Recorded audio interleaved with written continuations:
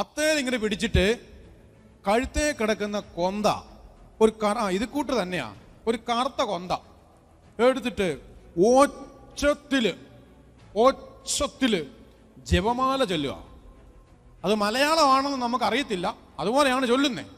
അതേപോലെ ഒച്ചത്തില് വെടി പൊട്ടിക്കുന്ന പോലെ ജപമാല ചൊല്ലുന്നു ഒരുത്തൻ. ഇതൊക്കെ ഏതാനും നിമിഷങ്ങൾ കൊണ്ട് നടക്കുന്ന കാര്യമാണ് കേട്ടോ. പുറകിലുള്ള ഒരുത്തനുണ്ട്, സൂസാപ്പാക്യം. ഇവരുടെ പേരൊക്കെ ഭയങ്കര പേരാട്ടോ. പേര് ഭീകരൻ ജഗം പേരായിരിക്കും. ഡിസൂസ പെരേര, സൂസാപ്പാക്യം എന്നൊക്കെ പറഞ്ഞിട്ടുള്ള പേരൊക്കെ ആയിരിക്കും. അപ്പൊ ഇതിനകത്ത് ഒരുത്തൻ ഏറ്റവും പുറകിലുള്ളവൻ അവിടുന്ന് ചെറിയൊരു പെട്ടി പോലത്തെ സാധനമുണ്ട്. പെട്ടി പോലത്തെ സാധനം അത് ഈ ലാപ്ടോപ്പ് കൊണ്ടുപോകാൻ വേണ്ടി അവർ ഉപയോഗിക്കുന്ന ഒരു പെട്ടിയാണ്. അത് എന്താണെന്നറിയാമോ? പണ്ടത്തെ പോലെ ഒന്നും അല്ല ഇപ്പം മീനെ പിടിക്കുന്നത്. നമ്മൾ വിചാരിക്കും വെറുതെ വല വീശി പിടിക്കുകയാണെന്ന് മീനിനെ. അവരൊരു ചെറിയൊരു കമ്പി പോലത്തെ സാധനം താഴേക്ക് ഇറക്കിയിട്ട് മീനുണ്ടോ എന്നൊക്കെ നോക്കിയിട്ട് അവിടെ ആ ഭാഗത്തെ വലയിറക്കുള്ളൂ. അങ്ങനെ സെറ്റപ്പാ. അപ്പോൾ ഈ ലാപ്ടോപ്പിലേക്ക് ഇങ്ങനെ കണക്ട് ചെയ്തിട്ട് ഈ കമ്പി പോലത്തെ സാധനം ഒരു ക്യാമറയാണെന്നാണ് ഞാൻ മനസ്സിലാക്കുന്നത്. ഇപ്പം ഇങ്ങനെ മീൻ ഇങ്ങനെ ഒരു നീല ഒരു യെല്ലോ നിറത്തിൽ ഇങ്ങനെ മീൻ ഇങ്ങനെ കൂട്ടം കൂടി നിൽക്കുന്നത് കാണും. അതാണ് ക്യാമറ. അപ്പോൾ അത് ഇങ്ങനെ വെക്കാൻ വേണ്ടിയുള്ള ഒരു പെട്ടിയാണ് ഈ ലാപ്ടോപ്പ് വെക്കാനുള്ള പെട്ടി. അതിനകത്തുനിന്ന് നമ്മൾ ഈ കീശയിലിടുന്ന കൂട്ടൊരു ബൈബിളില്ലേ, ഈ സങ്കീർത്തനമൊക്കെ ഉൾപ്പെടുത്തിയിട്ടുള്ള പോക്കറ്റ് ബൈബിള്. ഈ ഒരു പോക്കറ്റ് ബൈബിൾ അവൻ അവിടെ നിന്ന് എടുത്തു. എന്നിട്ട് ഈ മീൻ നിൽക്കാൻ വേണ്ടി ഉപയോഗിക്കുന്ന ഒരു ലൈറ്റുണ്ട്, നമ്മുടെ LED ലൈറ്റ് പോലെ എന്നൊക്കെ പറയാം. അതിങ്ങനെ അവിടുന്ന് ചാർജ് ചെയ്തുകൊണ്ട് വരും. എന്നിട്ട് രാത്രി മുഴുവൻ കത്തിക്കും. എന്നിട്ട് മീൻ വെട്ടം കാണുമ്പോൾ നിൽക്കും. എന്നിട്ട് അങ്ങനെ മീൻ പിടിക്കും. അതാണ് സെറ്റപ്പ്. അപ്പൊ ഈ വെട്ടത്തിൽ ഇവൻ ഈ സങ്കീർത്തനം, പുറകിലുള്ള സങ്കീർത്തനം ഒച്ചത്തി വായിക്കുകയാണ്. സങ്കീർത്തനം ഒച്ചത്തി വായിക്കുകയാണ്. ദൈവഭക്തരാപത്തിൽ കർത്താവിനെ പ്രാർത്ഥിക്കട്ടെ എന്നൊക്കെ പറഞ്ഞ് ഒച്ചത്തി പ്രാർത്ഥിക്കുകയാണ്. ഞാൻ മാത്രം പ്രാർത്ഥിക്കാതെ പേടിച്ചു വിറച്ച് ആത്മാവിനെ സമർപ്പിച്ചിരിക്കുന്നു. ഇവര് രണ്ടുപേരും മുമ്പിലും പുറകിൽ നിന്ന് പ്രാർത്ഥനയാണ്. പ്രിയപ്പെട്ടവരെ, സ്വാഭാവികമായിട്ട് സംഭവിക്കുന്ന പോലെ തന്നെ ഒരു 3-4 മിനിറ്റ് കഴിഞ്ഞപ്പോഴേക്കും മഴയും കാറ്റൊക്കെ മാറി. അപ്പൊ ഞാനിതെല്ലാം കഴിഞ്ഞപ്പോൾ ഞാൻ ഇവരോട് ചോദിച്ചു, എടോ നിങ്ങളെന്നെ പരിപാടി കാണിച്ചേ, ഇതെങ്ങാനും നിന്നില്ലായിരുന്നെങ്കിലോ, ഈ വെള്ളമെങ്ങാനും കയറി നമ്മളങ്ങ് ചത്തുപോയായിരുന്നെങ്കിലോ, അല്ലെങ്കിൽ ഈ കാറ്റും മഴ നിന്നില്ലായിരുന്നെങ്കിലോ, നിങ്ങൾ എന്തിനാ പ്രാർത്ഥിക്കാൻ വേണ്ടി പോയേ? അപ്പോൾ ഒരുത്തൻ പറയാണ്, അച്ഛാ കടലിൽ ഒത്തിരി അധികം കോരിയിട്ട് കാര്യമില്ല. കടലിൽ ഒരു പ്രതിസന്ധി വന്നാൽ, മഴ വന്നാൽ, കാറ്റ് വന്നാൽ ദൈവം മാത്രമേ തുണയുള്ളെന്ന്. കടലിൽ ദൈവം മാത്രമേ തുണയുള്ളെന്ന്. ഇവനെ എവിടെ നിന്ന് കിട്ടി ഇത്? ഇവനെ ആര് പഠിപ്പിച്ചത്? ഇവൻ കാറ്റീസം പഠിക്കാൻ പോയിട്ടില്ല. ഇവനെ ആരും പഠിപ്പിച്ചിട്ടില്ല. കടലിൽ ദൈവം കൂടെ നിൽക്കൂന്ന് ഇവനെ ആരും പഠിപ്പിച്ചു കൊടുത്തതല്ല. സിമ്പിൾ ഫെയ്ത്താ പ്രിയപ്പെട്ടവരെ, സിമ്പിൾ ഫെയ്ത്ത്. നിങ്ങൾക്ക് ഈ സിമ്പിൾ ഫെയ്ത്ത് ഉണ്ടോ? ഒരു പ്രതിസന്ധി വരുന്ന സമയത്ത് എന്റെ ദൈവം എന്റെ കൂടെ നിൽക്കൂന്ന് ചങ്കറപ്പോടെ ശക്തമായി ഉറപ്പിച്ച് പറയാൻ പറ്റുന്ന എത്ര പേരുണ്ട് ഈ കൂട്ടത്തിൽ? I challenge U. നിങ്ങളെ ചലഞ്ച് ചെയ്യാണ്. എനിക്കൊരു പ്രശ്നം വന്നാൽ എന്റെ തമ്പുരാൻ എന്റെ കൂടെ നിൽക്കൂന്ന് പറയാൻ പറ്റുമോ? നിങ്ങൾക്ക് പറയാൻ പറ്റുമോ? അങ്ങനെയാണെങ്കിൽ ഞാൻ നിങ്ങളെ വിശ്വാസി എന്ന് വിളിക്കും. അല്ലെങ്കിൽ നമ്മൾ വിശ്വാസിയുടെ കോലം കെട്ടി നടക്കുന്നവരാ. നമുക്ക് വിശ്വാസം എന്താണെന്നറിയാം, ബൈബിൾ എന്താണെന്നറിയാം, വചനം അറിയാം. പക്ഷെ ഇത് പ്രാക്ടിക്കലാക്കാൻ പറ്റുന്നില്ല. ദൈവഭക്തർ പ്രാർത്ഥിച്ചു കഴിഞ്ഞാൽ ദൈവം കൂടെ നിൽക്കും, ആപത്തിൽ കർത്താവ് തുണ നൽകുമെന്ന് നമുക്ക് വിശ്വാസമില്ല. നമുക്ക് വിദ്യാഭ്യാസമുണ്ട്, നമുക്കെല്ലാ സാഹചര്യങ്ങളുണ്ട്, എല്ലാം ഉണ്ട്, നമുക്കറിയാം, എഡ്യൂക്കേഷൻ ഉണ്ട്, സമ്മതിച്ചു.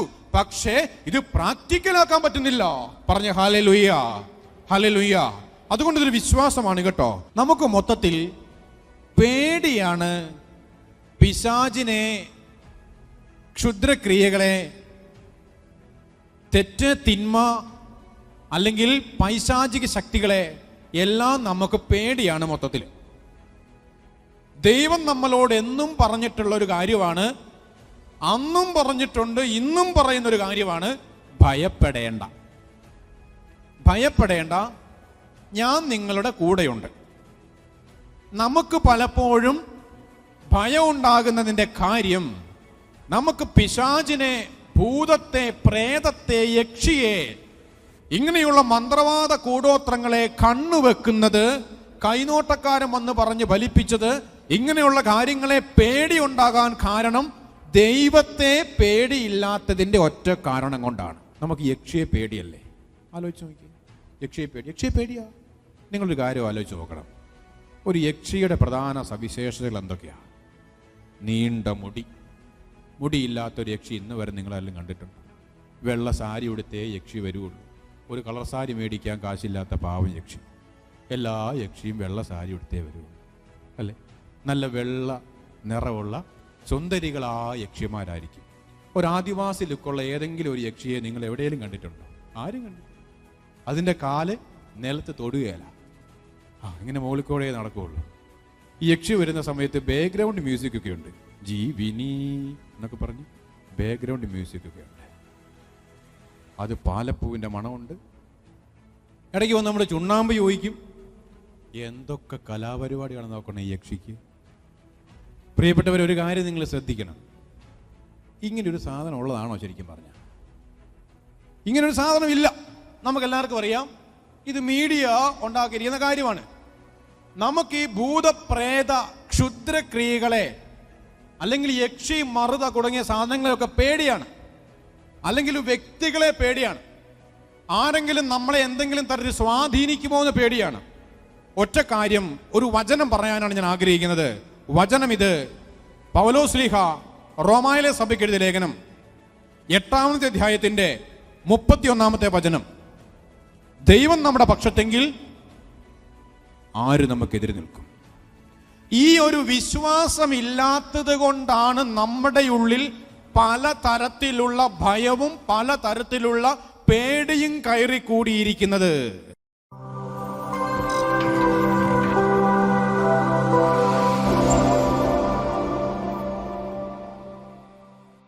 ഹല്ലേലൂയ.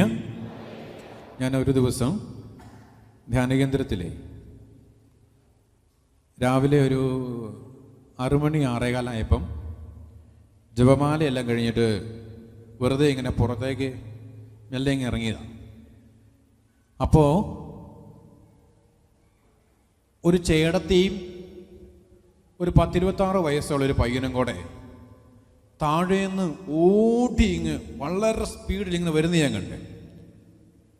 സാധാരണ കുർബാനയ്ക്ക് വരുന്നവർ അത്ര സ്പീഡിൽ വരാറില്ലല്ലോ. അപ്പം എനിക്ക് മനസ്സിലായി എന്തോ അസ്വാഭാവികതയുണ്ട്. അപ്പം ഞാനവിടെ നിന്നു. എന്നിട്ട് അവർ വന്നിട്ട് ഒരു ചെറിയ കവറുണ്ട്, ഒരു 50 പൈസ കൂടെ ഉണ്ട്, ഒരു വെള്ള 50 പൈസ കൂടെ. അതുമായിട്ട് ഓടി എൻ്റെ അടുത്തേക്ക് വന്നിട്ട് പറഞ്ഞു, അച്ഛാ ഇതിനകത്തൊരു ഭീകര സാധനമാണ്, അച്ഛനിത് എങ്ങനെയൊന്നും മേടിച്ച് എവിടെയെങ്കിലും കൊണ്ടുവന്ന് വെക്കണം. ഞാൻ ചോദിച്ചു, എന്നാ ഉള്ളത്? അച്ഛാ ഇതൊരു കൂടോത്രമാണ്, ഇതൊരു കൂടോത്രം ചെയ്ത സാധനം ഞാൻ കൊണ്ടുവന്നതാണ്. രാവിലെ ഓട്ടോറിക്ഷ എടുക്കാൻ ചെല്ലുമ്പോൾ ഈ ഓട്ടോറിക്ഷയുടെ ഹാൻഡിലിൽ ഈ 50 പൈസ കൂടിനകത്ത് ഈ സാധനം കിടക്കുക. ഞാൻ ചോദിച്ചു, എന്നാ ഇതിനകത്തുള്ളത് കാര്യമായിട്ട് കൂടോത്രം? ഒരു കോഴിത്തലയും 1-2 ചെമ്പരത്തി പൂവ്, ഒരു ഏലസ്, ഇങ്ങനെയുള്ള ഇഖ്യാതി സാധനങ്ങളാണ്. അത് അച്ഛന് ഗിഫ്റ്റായിട്ട് കൊണ്ട് തരാൻ വന്നതാണ് ഈ ചേടത്തി രാവിലെ. ഞാൻ തട്ടിപ്പോയാൽ ആർക്കും ചേതമില്ലല്ലോ, എന്തൊരു കാര്യമാണെന്ന് ഓർക്കണ്ടേ. അപ്പോൾ ഞാൻ പറഞ്ഞ പൊന്നിയെടുത്ത് ഇത് ഞാൻ എന്നാ എനിക്കാൻ വേണ്ടിയാണ്? അച്ഛനാകുമ്പോൾ കുഴപ്പമൊന്നുമില്ല, അച്ഛൻ ധ്യാനകേന്ദ്രത്തിൽ അച്ഛനൊക്കെ അല്ലേ, അച്ഛനെ ഈ മറതയൊന്നും പിടിക്കുകയില്ല എന്ന് പറഞ്ഞു.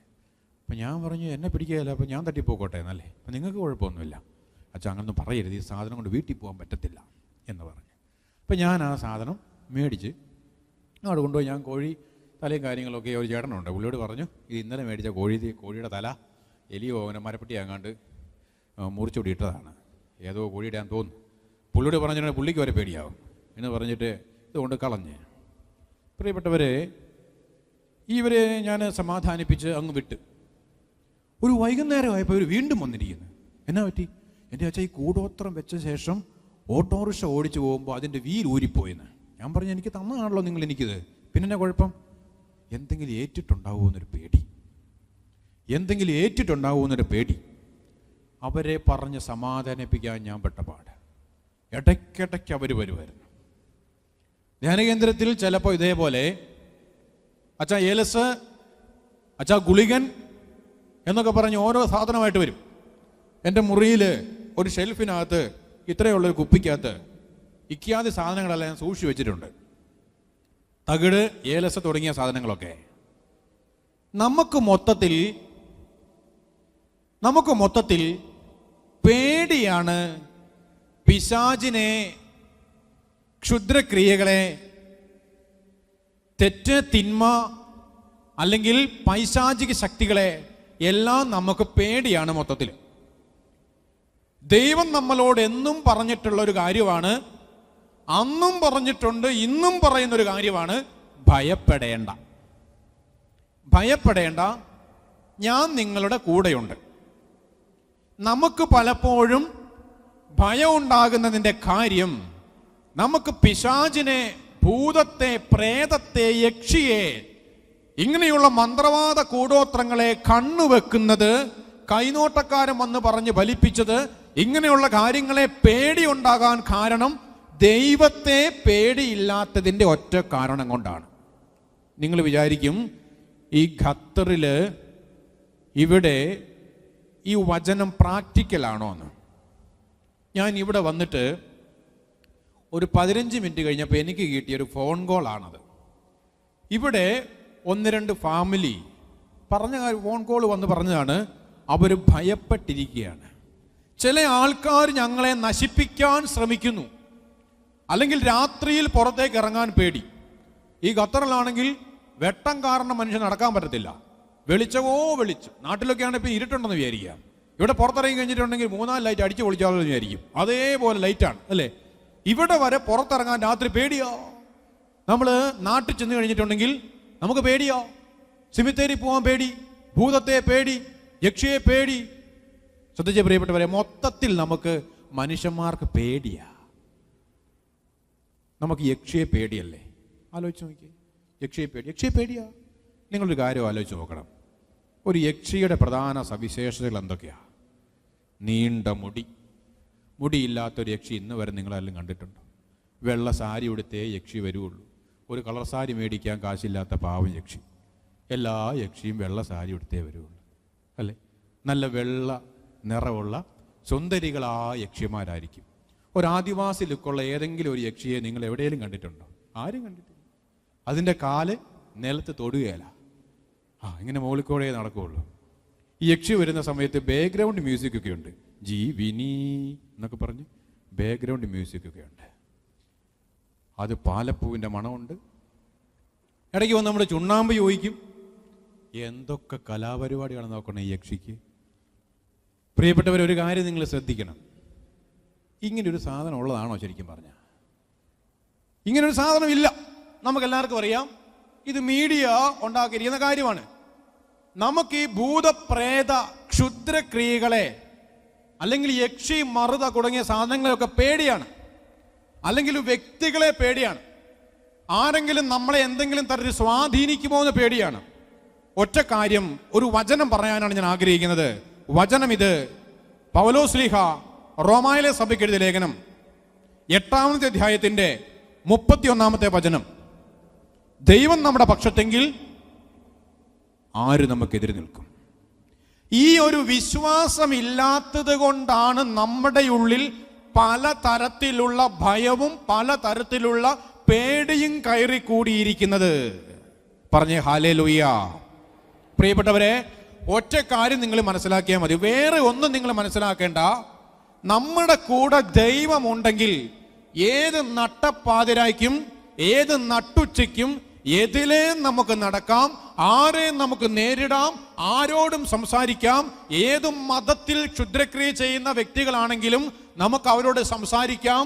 ഒന്നും പേടിക്കേണ്ട ആവശ്യമില്ല. നമ്മുടെ നാട്ടില് ഒക്കെ ഇപ്പോൾ ഭയങ്കരമായ ഇങ്ങനെയുള്ള വിശ്വാസങ്ങൾ കൂടി വരുവാന്ന് എനിക്ക് തോന്നുന്നു. പണ്ടത്തെക്കാളും കൂടുതലാണെങ്കിൽ സംശയമുണ്ട് എനിക്ക്. എന്തേരം മനുഷ്യന്മാരാണെന്ന് അറിയാമോ? പലതരത്തിൽ ആൾക്കാർ ഞങ്ങളെ നശിപ്പിക്കാൻ നോക്കുന്നു. വച്ചാ ഞങ്ങളുടെ വീട്ടിൽ നിന്ന് അത് കിട്ടി, ഞങ്ങളുടെ വീട്ടിൽ നിന്ന് അത് കിട്ടി, ഇത് കിട്ടി, അല്ലെങ്കിൽ ഞങ്ങളുടെ സ്ഥാപനത്തെ ഇന്ന തരത്തിൽ നശിപ്പിക്കാൻ നോക്കുന്നു എന്നൊക്കെ പറഞ്ഞ് എന്തേലും മനുഷ്യരാണ് വരുന്നതെന്ന് അറിയാവോ?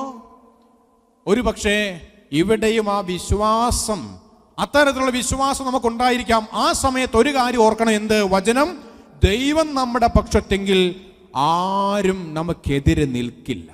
പറഞ്ഞേ ഹല്ലേലൂയ, ഹല്ലേലൂയ, ഹല്ലേലൂയ. അതുകൊണ്ടൊരു കാര്യം ഓർക്കണം, ദൈവത്തെ ആദ്യം പക്ഷത്താക്കണം.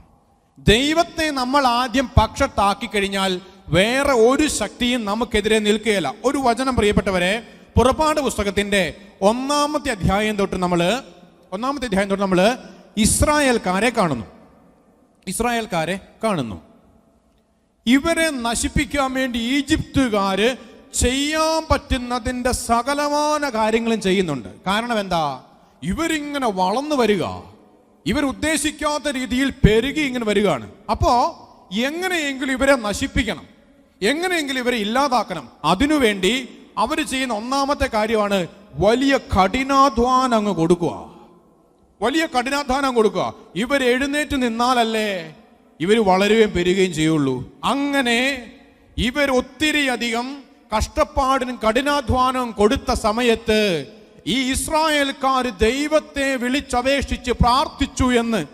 അങ്ങനെ പ്രാർത്ഥിച്ചു കഴിഞ്ഞ സമയത്ത് വചനം പറയാണ്, എന്തേരം ഈജിപ്തുകാർ ഇവരെ നശിപ്പിക്കാൻ നോക്കിയോ അതിനനുസരിച്ച് അവർ വളരുകയും പെരുകുകയും ചെയ്തു എന്ന്. കാരണം ദൈവം ആരുടെ കൂടെയായിരുന്നു?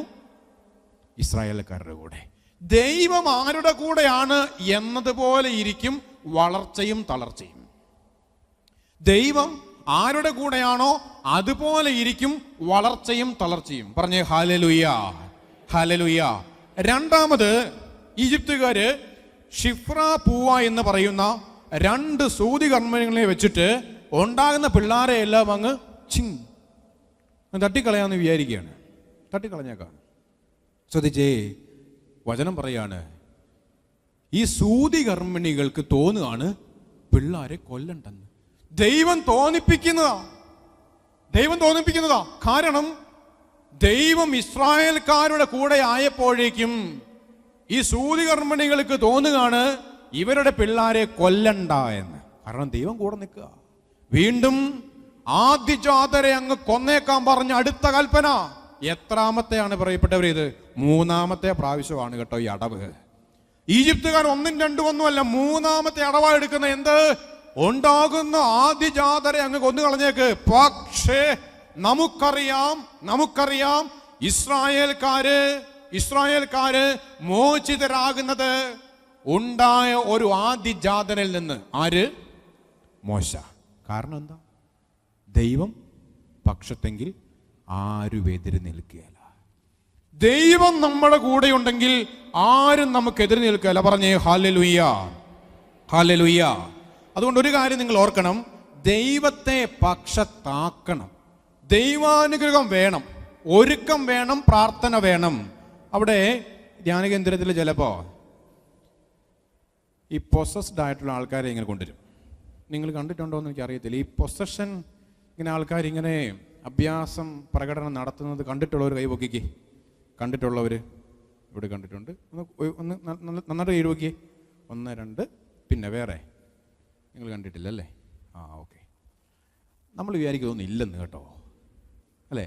ചില ആൾക്കാർ വിചാരിക്കും അങ്ങോട്ടൊന്നും ഇല്ലെന്ന്. ഞാൻ ഈ കഴിഞ്ഞ ദിവസം മരുതോങ്കര എന്ന് പറഞ്ഞ ഇടവകയിൽ ഞാൻ പോയി. കോഴിക്കോട് രൂപതയുടെ, നിങ്ങൾക്ക് അറിയാവോ എന്നറിയത്തില്ല, മരുതോങ്കര അറിയാവോ? ഓക്കെ, മരുതോങ്കര. അവിടെ ധ്യാനം നടത്തിക്കൊണ്ടിരിക്കുന്ന സമയത്ത് അവിടെ ഒരു സ്ഥാപനത്തിൽ ഞാൻ പോയതാണ്. അവിടെ ഒരു പ്രാർത്ഥിക്കാൻ വേണ്ടി പോയതാണ്.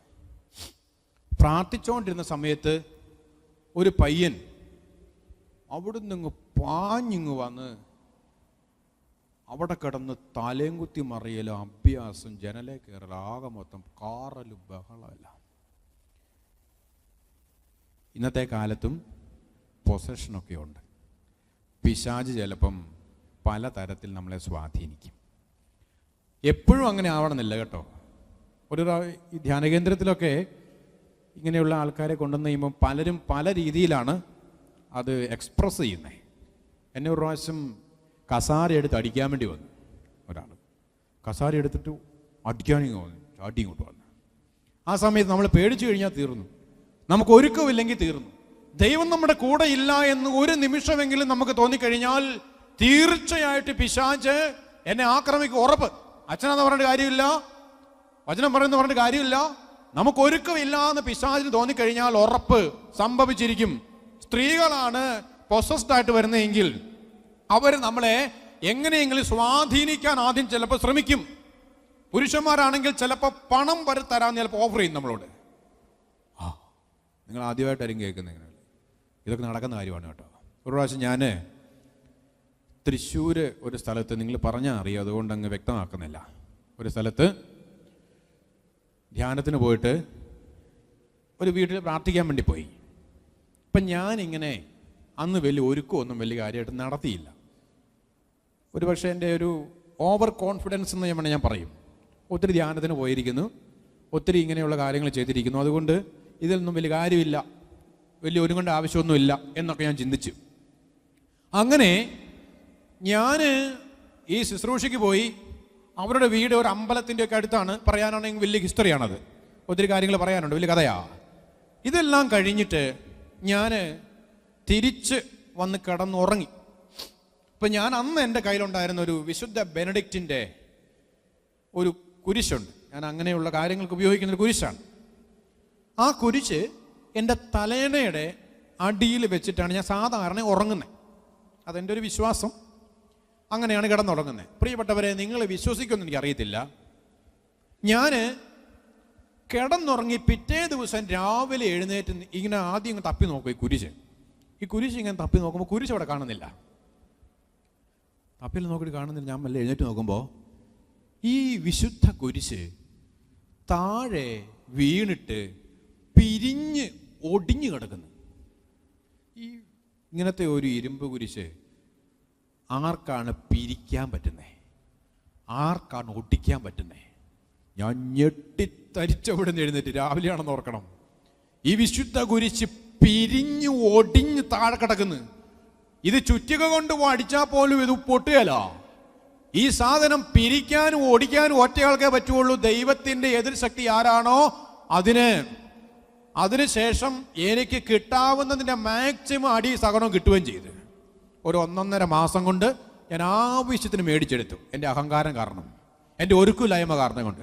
അതുകൊണ്ട് പ്രിയപ്പെട്ടവരെ, നിങ്ങളോടൊരു കാര്യം പറയാനുള്ളത്, എപ്പോഴും നമ്മളെ ദൈവത്തെ നമ്മുടെ കൂടെ ആക്കി വെച്ചില്ല എന്നുണ്ടെങ്കിൽ ഏത് സമയത്തും പിശാച് നമ്മളെ സ്വാധീനിക്കാൻ സാധ്യതയുണ്ട്.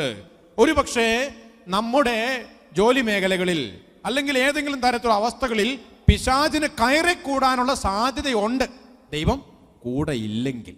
പറഞ്ഞേ ഹല്ലേലൂയ, ഹല്ലേലൂയ. കരമർത്തി പറഞ്ഞേ ഹല്ലേലൂയ, ചേർന്ന് പറഞ്ഞേ ഹല്ലേലൂയ. കരങ്ങൾ താഴ്ത്താം. ഉൽപ്പത്തി പുസ്തകത്തിന്റെ 16-ാമത്തെ അധ്യായത്തിൽ നമ്മൾ ഹാഗാറിനെ കാണുന്നു. ആരാ ഹാഗാർ? ഹാഗാർ അബ്രാഹത്തിന്റെ ഭാര്യയായ സാറായുടെ ദാസി ഹാഗാർ. ഈ ഹാഗാർ വിശുദ്ധ ഗ്രന്ഥത്തിൽ കാണുകയാണ്, സാറായിക്കും മക്കളില്ല. ഹാഗാറിന് മക്കളുണ്ടാകാൻ വേണ്ടി ഒരവസരം ദൈവം ഉണ്ടാക്കുന്നു. ഹാഗാർ ഗർഭം ധരിക്കുന്നു. അപ്പോ ഈ സാറായിക്ക് കുശുമ്പ്. സാറ പറഞ്ഞു, എൻ്റെ ദാസിക്ക് ഗർഭം ധരിക്കാൻ വേണ്ടി ദൈവം അവസരം കൊടുത്തിരിക്കുകയാണ്. ഭയങ്കര കുശുമ്പ്. ഈ ഹാഗാറിനെ സാറ വീട്ടിൽ നിന്നും ഇറക്കി വിടുകയാണ്. ഹാഗാറിനെ സാറ വീട്ടിൽ നിന്നും ഇറക്കി വിടുകയാണ്. ഈ ഹാഗാറ് മരുഭൂമിയിലൂടെ സഞ്ചരിക്കുന്നു. ആരുമില്ല, ഒറ്റപ്പെട്ട അവസ്ഥ. സാറ ഇറക്കി വിട്ടതാണ്, ആരോടൊന്നും പറയാനില്ല. ഗർഭം ധരിച്ചിരിക്കുന്ന ഗർഭവതിയായ സാറ മരുഭൂമിയിലൂടെ സഞ്ചരിക്കുന്നു. ആരോടും ഒന്നും പറയാനൊന്നുമില്ല, സഹായിക്കാൻ ആരുമില്ല. ഇങ്ങനെ നടക്കുന്ന സമയത്ത് ദൈവം സംസാരിക്കുന്നു, ഹാഗാറേ നീ എവിടെ നിന്ന് വരുന്നു, എങ്ങോട്ടേക്ക് പോകുന്നു? അവിടെ ഒരു ഡയലോഗ് നടത്തുകയാണ് ദൈവം. ആരുമില്ലാതെ ഒറ്റപ്പെട്ട മനുഷ്യരോട് ദൈവം ഇതുപോലെ സംസാരിക്കും കേട്ടോ. ദൈവം കൂടെ നിൽക്കും. ഒരുപക്ഷെ നമ്മൾ ആരുമില്ലാത്ത, ഒറ്റപ്പെട്ട, ആരോടും ഒന്നും പറയാൻ പറ്റാത്തൊരു സിറ്റുവേഷനിൽ ആയിക്കോട്ടെ, ദൈവം കൂടെയുണ്ടോ? ചിലപ്പോൾ ദൈവം സംസാരിച്ചെന്നിരിക്കും, ദൈവം ചിലപ്പോൾ സഹായിച്ചെന്നിരിക്കും. ഹാഗാറിനോട് പറയാണ്, നീ തിരിച്ച് വീട്ടിലേക്ക് പൊക്കോ. ഹാഗാർ വീട്ടിലേക്ക് പോവുകയാണ്. പിന്നെ കുറച്ച് നാളത്തേക്ക് ഈ ഹാഗാറിനെ കാണുന്നില്ല, കുറച്ച് അധ്യായങ്ങളിൽ കാണുന്നില്ല. പിന്നീട് അതിനുശേഷം ഇസ്മായേലിനെ പുറന്തള്ളുന്ന ഒരു ഭാഗത്ത് വീണ്ടും ഹാഗാറിനെ കാണുന്നു. ഹാഗാർ വീട്ടിൽ വന്നു. ഇസ്മായേൽ ഉണ്ടായി, ഇസഹാക്കും ഉണ്ടായി. ഈ ഇസഹാക്കും ഇസ്മായേലും കൂടെ ഒരു ദിവസം കളിച്ചോണ്ടിരിക്കുകയാണ്. അവർ കളിച്ചോണ്ടിരിക്കുകയാണ്. എന്തെങ്കിലും കളിയൊക്കെ ആയിരിക്കും, കുട്ടിയും കോലുവോ സാറ്റോ എന്തെങ്കിലുമൊക്കെ ആയിരിക്കും. അവരിങ്ങനെ കളിച്ചോണ്ടിരിക്കുകയാണ്. അപ്പം ഈ സാറ നോക്കുമ്പം ഇസ്മായേലും ഇസഹാക്കും ഒരുമിച്ച് കളിച്ചോണ്ടിരിക്കുന്നു. എന്റെ ദാസിയുടെ മോനും എന്റെ മോനും കൂടെ ഒരുമിച്ച് കളിക്കുന്നു. ആഹാ, അങ്ങനെ വിട്ടാ ശരിയാവോ? സാറ പറഞ്ഞു, ഇവരെ ഇപ്പൊ തന്നെ ഇവിടുന്ന് പുറന്തള്ളണം, പുറത്താക്കണം. അബ്രാഹം പാവം പെട്ടു. അബ്രാഹം കുറച്ച് അപ്പവും കുറച്ച് വെള്ളവും ഒക്കെ ഒരു തുകൽ സഞ്ചിയിൽ എടുത്തു കൊടുത്ത് എന്നിട്ട് പറഞ്ഞു, എൻ്റെ മക്കളെ, എനിക്ക് ഇതിനകത്ത് പ്രത്യേകിച്ച് റോളൊന്നുമില്ല, ഈ സാറായെ കൊണ്ട് രക്ഷയില്ല, അതുകൊണ്ട് നിങ്ങൾ ഇവിടെ നിന്ന് എങ്ങനെയും പുറത്ത് കടന്ന് രക്ഷപ്പെടണം എന്ന് പറഞ്ഞു. ഇവര് മരുഭൂമിയിലൂടെ പോവുകയാണ്. പഴയ കാര്യം വീണ്ടും സംഭവിക്കുകയാണ്. മരുഭൂമിയിലൂടെ സഞ്ചരിച്ച് കുറെ കഴിഞ്ഞു. കയ്യിലെ വെള്ളം തീർന്നു, കയ്യിലെ അപ്പം തീർന്നു. ആ സമയത്ത് കുഞ്ഞിന് കൊടുക്കാൻ പോലും വെള്ളമില്ല ഈ ഹാഗാറിന്റെ കയ്യില്. കുഞ്ഞിനെ കുറച്ചപ്പുറത്ത് ഒരു മരുഭൂമിയിലെ ഒരു ചെറിയ ഒരു മുൾപടർപ്പിന്റെ അല്ലെങ്കിൽ മുൾച്ചെടികൾ ഇങ്ങനെയുള്ള പച്ചപ്പുള്ളൊരു സ്ഥലത്ത് കിടത്തിയിട്ട് ഹാഗാർ തിരിഞ്ഞിരിക്കുകയാണ്. കാരണം എന്താ? ഈ കുഞ്ഞ് മരിക്കുന്നത് കാണാൻ എനിക്ക് ശക്തിയില്ല എന്ന് പറഞ്ഞിട്ട്, കുഞ്ഞു മരിക്കുന്നത് കാണാൻ എനിക്ക് ശക്തിയില്ലെന്ന് പറഞ്ഞിട്ട് തിരിഞ്ഞങ്ങോട്ടിരിക്കുകയാണ്. ശ്രദ്ധിച്ചേ പ്രിയപ്പെട്ടവരെ, ആ സമയത്ത് വചനം പറയാണ്, കുട്ടിയുടെ കരച്ചിൽ ദൈവം കേട്ടു. അവിടെയാണ് കാര്യങ്ങൾ മറിയാൻ പോകുന്നത്. ഈ കൊച്ചു കിടന്ന് കരയുന്നത് ആര് കേട്ടു? ദൈവം കേട്ടു. ആരുമില്ലാത്ത സിറ്റുവേഷൻ. നിങ്ങൾക്ക് മരുഭൂമിയുടെ അവസ്ഥ എന്നേക്കാൾ കൂടുതൽ നിങ്ങൾക്കറിയാം. നിങ്ങൾ മരുഭൂമി കണ്ടിട്ടുണ്ട് നന്നായിട്ട്, അല്ലെങ്കിൽ നിങ്ങൾ നന്നായിട്ട് ചിലപ്പോൾ പോയിട്ടുണ്ടായിരിക്കാം. ഈ മരുഭൂമിയിൽ ഈ കൊച്ചു കിടന്ന് കരഞ്ഞാൽ ഈ ഹാഗാർ എന്തോ ചെയ്യും? ഇതിന് വെള്ളം കൊടുക്കാനുണ്ടോ? ഇതിന് ഭക്ഷണം കൊടുക്കാനുണ്ടോ? ഈ കൊച്ചു മരിക്കുന്നത് കാണാൻ പറ്റില്ലെന്ന് പറഞ്ഞിട്ട് അവിടെ കിടക്കുകയാണ്. ഈ കൊച്ചു കിടന്ന് കരയാണ്. ആ സമയത്ത് അവിടെ ആരും കേൾക്കാനുണ്ടായിരുന്നില്ല. പക്ഷെ ആര് കേട്ടു? ദൈവം കേട്ടു. ഈ ഹാഗാറിന്റെ കൂടെ ദൈവം ഉണ്ടായിരുന്നത് കൊണ്ട് ഈ കുട്ടിയുടെ കരച്ചിൽ കേട്ടു. എന്നിട്ട് വചനത്തിൽ പറയാണ്, ഹാഗാറേ, മോളെ, നീ വിഷമിക്കേണ്ട, ഭയപ്പെടുകയും വേണ്ട. കുട്ടിയുടെ കരച്ചിൽ ദൈവം കേട്ടിരിക്കുന്നു. എഴുന്നേറ്റ് കുട്ടിയെയും കയ്യിലെടുത്ത് നീ പൊക്കോ.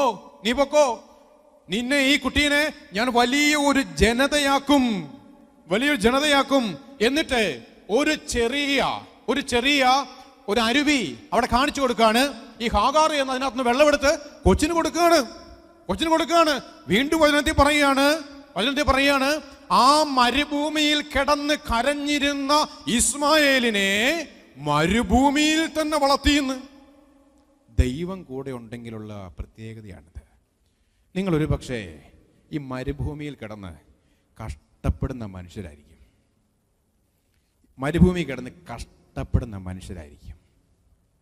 ദൈവം കൂടെയുണ്ടെങ്കിൽ ഇവിടെ നിങ്ങൾ കരഞ്ഞ് നിലവിളിച്ച് പ്രാർത്ഥിക്കുന്നു എന്നിരിക്കട്ടെ, ആരോടും പറയാൻ പറ്റാത്ത ഒത്തിരി ബുദ്ധിമുട്ടുകളുള്ള ഒരു സാഹചര്യത്തിൽ നിങ്ങൾ പ്രാർത്ഥിക്കുന്നു എന്നിരിക്കട്ടെ, നിങ്ങളെ ഇവിടെ നിന്ന്, ഈ ഖത്തറിൽ നിന്നും എടുത്തു കൊണ്ടുപോയി UK-യിലോ ഓസ്ട്രേലിയയിലോ കാനഡയിലോ കൊണ്ടുപോയിട്ടായിരിക്കണമെന്നില്ല ദൈവം നിങ്ങളുടെ പ്രാർത്ഥനയ്ക്ക് ഉത്തരം നൽകുന്നത്. നേരെ മറിച്ച് എവിടെ വെച്ച് നീ കരയുന്നോ അവിടെ വെച്ച് നിന്നെ ദൈവം വളർത്തും.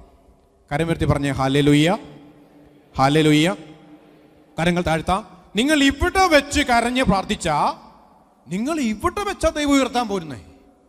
നിങ്ങൾ ഇവിടെ വെച്ച്, നിങ്ങൾ നേഴ്സുമാര്, ഒത്തിരി സങ്കടങ്ങളുള്ള ബുദ്ധിമുട്ടുള്ള ഒരു ജോലിയാണ്, എനിക്കറിയാം. ഒത്തിരി ആൾക്കാർ പറഞ്ഞു കേട്ടിട്ടുണ്ട്. ഒത്തിരി സങ്കടങ്ങളുണ്ട്, ഒത്തിരി ബുദ്ധിമുട്ടുകളൊക്കെ ഉണ്ട്. അല്ലെങ്കിൽ ഇവിടെ അറബിയുടെ കൂടെയോ അല്ലെ ഏതെങ്കിലും തരത്തിൽ ജോലി ചെയ്യുന്ന ചേട്ടന്മാരാണെന്നിരിക്കട്ടെ, സങ്കടങ്ങൾ ഒത്തിരി കഷ്ടപ്പാടുള്ളൊരു സ്ഥലമാണിത്. നിങ്ങളൊന്ന് പ്രാർത്ഥിച്ചേ, ആത്മാർത്ഥമായിട്ട് പ്രാർത്ഥിച്ചേ. പോംവഴികൾ ദൈവം തരും കേട്ടോ. പോംവഴികൾ ദൈവം തരും. ദൈവം കൂടെ ഉണ്ടെങ്കിൽ ഈ ഇസ്മായേലിനെ ദാഹം, ഇസ്മായേലിന്റെ ദാഹം ശമിപ്പിക്കാൻ വേണ്ടി ഒരു നീരുറവ കാണിച്ചു കൊടുത്ത ദൈവം നിന്റെ ജീവിത സാഹചര്യത്തിൽ നിനക്ക് വേണ്ടിയും നീരുറവ കാണിച്ചു തരൂന്നേ. എന്താ വിശ്വാസമില്ലേ നിങ്ങൾക്ക്? വിശ്വാസമില്ലേ നിങ്ങൾക്ക്? വിശ്വസിക്കണം, നിങ്ങൾ വിശ്വസിക്കണം. പറഞ്ഞ ഹല്ലേലൂയ, ഹല്ലേലൂയ. അതുകൊണ്ട് ദൈവം കൂടെയുണ്ടെങ്കിൽ പേടിക്കേണ്ട ഒരാവശ്യവും ഇല്ല. ഈ ദൈവവചനം പറയുന്ന സ്ഥലത്തെ ദൈവം തകർക്കുകയില്ല. അതുകൊണ്ടാണ്. ആണോ അല്ലയോ? അതെ. ഏതൊക്കെ ശക്തികൾ ഉയർന്നാലും ദൈവം കൂടെയുണ്ടോ, ദൈവം കൂടെയുള്ള ഭവനമാണോ, ദൈവം കൂടെയുള്ള സ്ഥാപനമാണോ, ദൈവം കൂടെയുള്ള വ്യക്തിയാണോ, തകർക്കാൻ ആർക്കും പറ്റിയല്ല. ആരും ഇതുവരെ തകർന്നു പോയ ചരിത്രവും ഇല്ല. പറഞ്ഞേ ഹല്ലേലൂയ, ഹല്ലേലൂയ, ഹല്ലേലൂയ. യെശയ്യാ 27:3 വചനം ഒന്ന് വായിക്കാവോ? യെശയ്യാ 27:3. കർത്താവായ ഞാനാണ്. പെട്ടെന്ന് വായിച്ചാൽ കുറേ കാര്യങ്ങൾ നമുക്ക് സംസാരിക്കാം. യെശയ്യാ 27. കർത്താവായ ഞാനാണ് അതിൻ്റെ സൂക്ഷിപ്പുകാരൻ, ഞാൻ അതിനെ നിരന്തരം നനയ്ക്കുന്നു, ആരും നശിപ്പിക്കാതിരിക്കാൻ രാപ്പകൽ കാവൽ നിൽക്കുന്നു.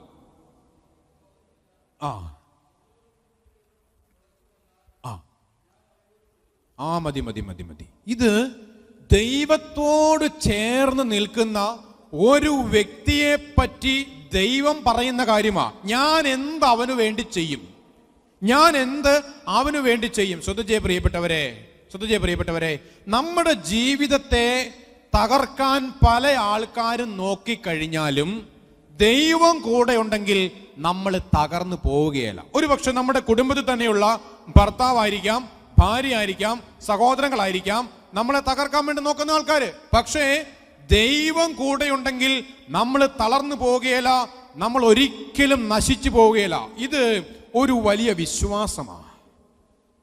വിശ്വാസമാണ്, നമ്മൾ ഒരിക്കലും തകർന്നു പോവുകയില്ല ദൈവം കൂടെ ഉണ്ടെങ്കിൽ എന്നുള്ളത് വിശ്വാസമാണ്. ദൈവഭക്തർ ആപത്തിൽ കർത്താവിനോട് പ്രാർത്ഥിക്കട്ടെ. കഷ്ടത കരകവിഞ്ഞൊഴുകിയാലും അതവരെ സമീപിക്കുകയില്ല. നമുക്ക് ഈ വചനം അറിയാം, പക്ഷെ ഇത് നമ്മൾ പ്രാക്ടിക്കൽ ആക്കുന്നുണ്ടോ? ഈ വചനം നമ്മൾ പ്രാക്ടിക്കൽ ആക്കുന്നില്ല എന്നതാണ് പ്രശ്നം. ഇതൊരു വിശ്വാസമാ. ദൈവം കൂടെ നിൽക്കും എന്നുള്ള വിശ്വാസം, ദൈവം നമ്മളെ തകർക്കില്ലെന്നുള്ള വിശ്വാസം, ഇത് നമ്മളെക്കാൾ കൂടുതൽ ലോക്കലായിട്ടുള്ള ആൾക്കാർക്കാണ് ഉള്ളത്. ചെറിയ മനുഷ്യര്, ചെറിയ ജോലികൾ എടുക്കുന്നവർ, പ്രത്യേകിച്ച് ഈ മുക്കുവർക്കൊക്കെ ഭയങ്കര വിശ്വാസമാണ്, ദൈവം ഞങ്ങളെ തകർക്കുകയില്ലെന്ന്. ഇവർ ഈ കടലിലൊക്കെ പോകുന്ന സമയത്ത് ഭയങ്കര വിശ്വാസമാണ്, ദൈവം തകർക്കുകയില്ലെന്ന്. ഞാൻ ഒരു പ്രാവശ്യം ഇവരുടെ വിശ്വാസം കണ്ടിട്ടേ, ദൈവം കൂടെ നിൽക്കൂ എന്നുള്ള ഇവരുടെ വിശ്വാസം ഞാൻ പഠിച്ചത് ശരിക്കും പറഞ്ഞാൽ ഈ മുക്കുവരുടെ കയ്യിൽ നിന്നാണ്. ഇവരുടെ ഒരു ഭയങ്കര വിശ്വാസമാണ്, ദൈവം ഒരിക്കലും തകർക്കുകയില്ലെന്ന്. ഞാൻ ഈ അഞ്ചുതെങ്ങെന്ന് പറയുന്ന സ്ഥലത്ത്, കൊല്ലം അല്ലേ, അഞ്ചുതെങ്ങെന്ന് പറയുന്ന സ്ഥലത്ത് ഒരു പ്രാവശ്യം ധ്യാനിപ്പിക്കാൻ പോയി. അവിടെ ചെന്ന് കഴിഞ്ഞപ്പം ഇവിടെ പള്ളിമുറി പോലെയുള്ള സൗകര്യങ്ങളൊന്നുമില്ല. അപ്പോൾ വികാരിച്ചൻ പറഞ്ഞു, അച്ഛനൊരു കാര്യം ചെയ്യും, ഇവിടെ ഒരു ചെറിയ വീടുണ്ട്, ആ വീട്ടിൽ താമസിക്കാം എന്ന് പറഞ്ഞു. ഞാൻ പറഞ്ഞു ആയിക്കോട്ടെ, എനിക്ക് സന്തോഷമുള്ളൂ. ആ വീട്ടിൽ താമസിക്കുമ്പോൾ വീടിൻ്റെ മുറ്റത്തേക്ക് ഇങ്ങനെ തിരയടിച്ച് കയറുന്നുണ്ട്. അങ്ങനെയുള്ള ഒരു സൗകര്യമാണ് ആ വീടിന്. ആ നാട്ടിൽ ഉള്ളതിലെ ഏറ്റവും നല്ല വീടാണ്, അവിടെ ഉള്ളത് ഏറ്റവും നല്ല വീടാണത്. അപ്പം ഞാനിങ്ങനെ വൈകുന്നേരങ്ങളിലാണല്ലോ ധ്യാനം, രാവിലെ ഞാൻ മൊത്തം ഫ്രീയാണ്. അപ്പം ഞാനിങ്ങനെ നോക്കുമ്പോൾ ഇവർ കടലിൽ പോകുന്നു, മീനുമായിട്ട് വരുന്നു, ആകെ മൊത്തം ബഹളും പരിപാടികളൊക്കെ. അപ്പം ഞാൻ ഇവരോട് പറഞ്ഞു, എന്നെ ഒരു ദിവസം കടലിൽ കൊണ്ടുപോകാമോ? അപ്പോൾ ഇവർ പറഞ്ഞു, അച്ഛനെ ഒരിക്കലും കൊണ്ടുപോവുകയില്ല, കാരണം അച്ഛൻ അതിനുള്ള കപ്പാസിറ്റി ഇല്ല കടലിൽ പോകാനുള്ളത്.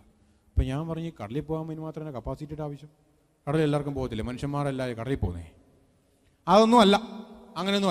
ഈ കടലിൽ പോകണമെങ്കിൽ ഒരു പ്രത്യേക കപ്പാസിറ്റി വേണം എന്നൊക്കെ ഇവർ പറയുക. 3 ആൺമക്കളുണ്ട് അവിടെ, നല്ല സ്നേഹമുള്ള പിള്ളേരെ. ഞാൻ എന്തൊക്കെ പറഞ്ഞിട്ട് ഇവരെന്നെ കടലിൽ കൊണ്ടുപോകുന്നില്ല.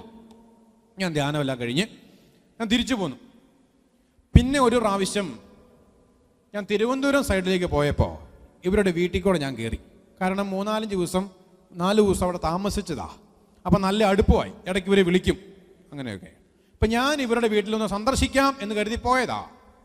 അവിടെ ചെന്ന് വർത്താനമൊക്കെ പറഞ്ഞപ്പോൾ ഇവർ പറഞ്ഞു, ഇന്ന് അച്ഛൻ പോകണ്ട, കാണ്ട കിടക്കുന്നു. ഞാൻ പറഞ്ഞു ഇന്ന് പോയേ പറ്റുള്ളൂ, എനിക്ക് തിരക്കാം. ഒരു തിരക്കും ഇല്ല, എന്നാലും എനിക്ക് തിരക്കാം എന്നൊക്കെ ഞാൻ പറഞ്ഞു. ഇവർ പറഞ്ഞു ഒരു കാരണവശാലും അച്ഛനെ വിടുകയില്ല. ഈ മുക്കുവരുടെ പ്രശ്നം, ഇവർ സ്നേഹിച്ചു കഴിഞ്ഞാൽ നക്കിക്കൊല്ലും, തെറ്റിക്കഴിഞ്ഞാൽ കുത്തിക്കൊല്ലും, എന്നാണെങ്കിലും മരണം ഉറപ്പാണ് നമുക്ക്. അപ്പം ഞാൻ എങ്ങനെയും പോകണമെന്ന് പറഞ്ഞപ്പോൾ എന്നാൽ ആയിക്കോട്ടെ എന്നൊക്കെ പറഞ്ഞ് അവിടുത്തെ ചേട്ടത്തി എൻ്റെ പെട്ടിയായിട്ട് എൻ്റെ ബാഗുമായിട്ട് ഇങ്ങ് പുറത്തേക്ക് പോകുന്നുണ്ട്. അപ്പം ഞാൻ വിചാരിച്ച് ഈ പെട്ടിയായിട്ട് എങ്ങോട്ടാണപ്പോൾ ഇവർ പോകുന്നത്? തിരിച്ച് എൻ്റെ പെട്ടിയില്ലാതെ കയറി വരുവാ. ഞാൻ നോക്കുമ്പോൾ എൻ്റെ ഡ്രസ്സ് മുഴുവനും കൊണ്ടുപോയി വലിയൊരു വീപ്പയ്ക്കകത്തുള്ള വെള്ളത്തിനകത്ത് കൊണ്ടുപോയി കുതിർത്തിട്ടേക്കുന്നു. ഞാൻ ഈ ഡ്രസ്സ് ഉണങ്ങിയാലല്ലേ വീട്ടിൽ പോവുള്ളൂ, അതുകൊണ്ട് അന്ന് പോകാതിരിക്കാൻ വേണ്ടി ചെയ്ത പരിപാടിയാണ്. ഞാൻ ആകെ ധർമ്മസങ്കടത്തിലായി. ഞാൻ പറഞ്ഞു നിങ്ങൾ എന്നോട് ഈ കൊലച്ചത് ചെയ്തല്ലോ, എനിക്ക് പോകേണ്ട അത്യാവശ്യം ഉണ്ടായിരുന്നു. അപ്പം ഞാൻ അവിടെ ഇരിക്കുക. ഒരു 2 മണി 3 മണിയൊക്കെ ആയി. അപ്പോൾ ഇവർ കടലിൽ പോവുക. അപ്പം ഞാൻ പറഞ്ഞു ഞാനിവിടെ വെറുതെ ഇരിക്കും, ബോറടിക്കുന്നു, എന്നെ കൊണ്ട് കടലിൽ കൊണ്ടു. അപ്പനും 3 മക്കളും കടലിൽ പോവുക, പിന്നെ ആ പാടുള്ള ചേട്ടത്തി മാത്രം. ഞാൻ എത്ര നേരം ചേട്ടത്തിൻ്റെ മുഖത്തേക്ക് നോക്കിയിരിക്കുന്നത്, അതുകൊണ്ട് എന്നെയും കൂടെ ഒന്ന് കൊണ്ടുപോ എന്ന് പറഞ്ഞു. അവസാനം ഇവർ പറഞ്ഞു ആയിക്കോട്ടെ കൊണ്ടുപോകാം. കൊണ്ടുപോകുന്നതിന് കുഴപ്പമൊന്നുമില്ല, പക്ഷേ അച്ഛൻ്റെ VIP ലുക്ക് മാറ്റണം. അച്ഛൻ്റെ VIP ലുക്ക് മാറ്റണം. ഇങ്ങനെയൊന്നും ആരും കടലിൽ പോവുകയില്ല. ഈ പാൻ്റൊക്കെ ഇട്ട് കുർത്തയൊക്കെ ഇട്ട് ആരെങ്കിലും കടലിൽ പോവുക. അതുകൊണ്ട് അച്ഛൻ്റെ VIP ലുക്ക് മാറ്റിയേ കടലിൽ കൊണ്ടുപോകാമെന്ന് പറഞ്ഞു. അപ്പം ഞാൻ പറഞ്ഞു ആയിക്കോട്ടെ, എൻ്റെ VIP ലുക്ക് മാറ്റാം, കടലിൽ പോകാൻ വേറെ രക്ഷയില്ലല്ലോ, വേറെ രക്ഷയില്ല, VIP ലുക്ക് മാറ്റാം. എന്ത് ചെയ്യണം? അച്ഛൻ്റെ മുണ്ട് കൊടുക്കണം, ഞങ്ങൾ ബനിയൻ തരും, ആ ബനിയന് ഇടണം, ഒരു തോർത്തും തോളയിലിടണം, അത്രയും വിഷയമുള്ളൂ. അതാണ് വലിയ പ്രശ്നം. ഞാൻ ഇട്ടേക്കാം. ഞാൻ പറഞ്ഞു കൊണ്ടുവരാൻ പറഞ്ഞു. അവരെനിക്ക് മുണ്ട് തന്നു, ഒരു ബനിയൻ ഇട്ടു. ഞാൻ ഈ ബനിയനും മുണ്ട് ഞാൻ ഉടുത്തു കഴിഞ്ഞപ്പം 10 കൊല്ലം കടലിൽ പോയപോലെയായി. കാരണം ഇവരിത് അലക്കുമൊന്നുമില്ല, കടലിൽ പോയിട്ട് വന്നിട്ട് വെറുതെ ഇങ്ങനെ ആക്കിയിട്ട് വിരിച്ചിടുകയുള്ളൂ. നാറ്റെന്ന് പറഞ്ഞ ഇവിടെ ഒരു മനുഷ്യൻ മുണ്ടെടുത്തിട്ടുണ്ടെങ്കിൽ തിരുവനന്തപുരത്തുള്ളവർ വന്ന് തല്ലും നമ്മളെ. കാരണം അതുകൂട്ട് മണവാ. ഇത് ഉടുത്ത് കഴിഞ്ഞപ്പോഴേക്കും ഞാൻ 10 കൊല്ലം കടലിൽ പോയപോലെയായി. ഇവരെനിക്ക് തോർത്ത് തന്നു. ഞാൻ ആ തോർത്ത് ഇങ്ങനെ ഇടാൻ നോക്കുമ്പോൾ ഇതങ്ങോട്ട് ഒടിയുന്നില്ല. കാരണം എന്താ, ഇത് ചെളി പിടിച്ചിട്ട് ഇങ്ങനെ ഇരിക്കുക. AK-47 തോക്ക് പോലെ ഇതിങ്ങനെ ഇരിക്കുക. ഞാൻ എന്നിട്ട് ഇതെടുത്ത് ഈ വിറകുള്ളിലേക്ക് ഒടിക്കുന്ന പോലെ കാലേ വെച്ചൊന്ന് ഒടിച്ചിട്ട് ഇതിങ്ങനെ തോളയിലിട്ടെ. അത് ഞാൻ പറഞ്ഞു അന്ന് നമുക്ക് പോയേക്കാം, സന്തോഷമായി. ഇതെടുത്തു കഴിഞ്ഞപ്പോഴത്തേക്ക് ഇവർ പറഞ്ഞതുപോലെ ഇവരെക്കാളും കൂറ ലുക്കായി പോയി എനിക്ക്. കാരണം സാധാരണ ഒരു ലുക്ക് ഉണ്ടല്ലോ ഒരു മുക്കുവൻ, അതിനേക്കാളും ബോറായിപ്പോയി എന്നെ കണ്ട. അപ്പോൾ ഞാൻ അവരുടെ കൂടുതൽ ഏറ്റവും മോശം ഞാനായിപ്പോയി. ഞാനെടുത്ത് എല്ലാം പോയി അവിടെ കയറിയിരുന്ന് ബോട്ടേ പോവുക. എൻജിൻ ബോട്ടാ. നിങ്ങൾ കടലിൽ പോയിട്ടുണ്ടോയെന്ന് എനിക്ക് അറിയത്തില്ല ആരെങ്കിലും. ഭയങ്കര ദുരിതമാണ് കേട്ടോ, ദുരന്ത കഥയാണ്, പോകാതിരിക്കാൻ നല്ലത്. ഞാനിങ്ങനെ ബോട്ടേ കയറി പോവുക. ഏകദേശം ഒരു 10-25 കിലോമീറ്റർ ഉള്ളിലേക്ക് പോകണം, എന്നാലേ മീൻ പിടിക്കാൻ പറ്റുള്ളൂ. അങ്ങനെ ഒരു 5-6 കിലോമീറ്റർ കഴിഞ്ഞപ്പോഴേക്കും ഛർദി ആരംഭിച്ചു. ഇതാണ് ഇവർ പറഞ്ഞ കപ്പാസിറ്റി ഉള്ളവർക്കേ പോകാൻ പറ്റുള്ളൂ എന്ന് പറഞ്ഞാൽ എനിക്ക് അപ്പോഴാണ് മനസ്സിലായത്. വെറുതെ ഛർദിക്കുവാണ്, ഒരാവശ്യമില്ലാതെ ഛർദിക്കുന്നത്. നമുക്ക് തന്നെ ഒരു മടുപ്പ് വന്നു, നമുക്ക് വെറുതെ ഛർദിക്കുക. ഒരു 10-15 കിലോമീറ്റർ കഴിഞ്ഞപ്പോഴേക്കും ഛർദിച്ച് ആകെ ഞാനങ്ങ് വശം കെട്ടി. പിന്നെ ഉള്ളത് ഛർദിക്കാൻ എൻ്റെ ഒരു പാവപ്പെട്ട കുടൽ മാത്രമേ ഉള്ളൂ. അത് ഛർദിച്ച് കഴിഞ്ഞിട്ടുണ്ടെങ്കിൽ പിന്നെ എനിക്ക് നാളെ ഭക്ഷണം കഴിക്കാൻ കുടലില്ലാതായി പോകും. അതുകൊണ്ട് ഞാനത് പിടിച്ചു വെച്ചിരിക്കുകയാണ്. അടുത്തത് വരുന്നത് എന്താ, കുടലാവായിക്കൂടെ വരാൻ പോകുന്നത്. അങ്ങനെ ഞാനിങ്ങനെ വിഷമിച്ചിരിക്കുമ്പം ഇവർ പറഞ്ഞു അപ്പോഴേ പറഞ്ഞല്ല അച്ഛാ വേണ്ടെന്ന്. ഓരോ പരിപാടി വന്ന് 2 ആൾക്കാർ കൂടെയുണ്ട്. കുറേ രാത്രിയാണ്, രാത്രിയാണ്, 9 മണിയൊക്കെ ആയി. അങ്ങ് ഉള്ളിൽ ചെന്ന് ബോട്ട് അവിടെ നിർത്തി. ഞാൻ അവശനായി അവിടെ അവശനായി കിടക്കുക. പ്രിയപ്പെട്ടവരെ, ഒന്നും ആയിട്ടില്ല കേട്ടോ, വടി വെട്ടാൻ ആലോചിക്കുന്നേ ഉള്ളൂ. അടി ഉണ്ടിനി, വടി വെട്ടാൻ പോകണം, അടി തുടങ്ങണം, ഒത്തിരി പരിപാടിയുണ്ട്.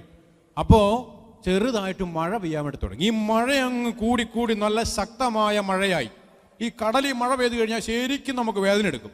ദേഹത്തേക്ക് ഈ മഴത്തുള്ളി വന്നങ്ങ് വീഴുമ്പോൾ നല്ല വേദന എടുക്കും. ഞാനപ്പോൾ അയ്യോ അവേ ഒത്തേ എന്നൊക്കെ പറഞ്ഞ് കരഞ്ഞുകൊണ്ടിരിക്കുകയാണ്.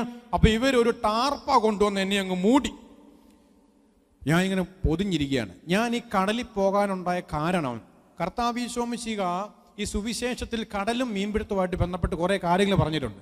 അപ്പം ഞാൻ ഈ വചനമൊക്കെ പറയുമ്പോൾ എനിക്കിത് മനസ്സിലാകണം എന്ന ഒറ്റ നല്ല ഉദ്ദേശം എനിക്കുള്ളൂ. പക്ഷെ ഇത് ഇത്രയും ഭീകരമായൊരു സിറ്റുവേഷൻ ആവുന്നതിന് ഒരിക്കലും വിചാരിച്ചിട്ടില്ല. ഇപ്പം ഞാൻ നമ്മുടെ പൂടി പൊതച്ചിരിക്കുകയാണ്. പ്രിയപ്പെട്ടവരെ, സാധാരണഗതി സംഭവിക്കുന്ന പോലെ കാറ്റും ആരംഭിച്ചു.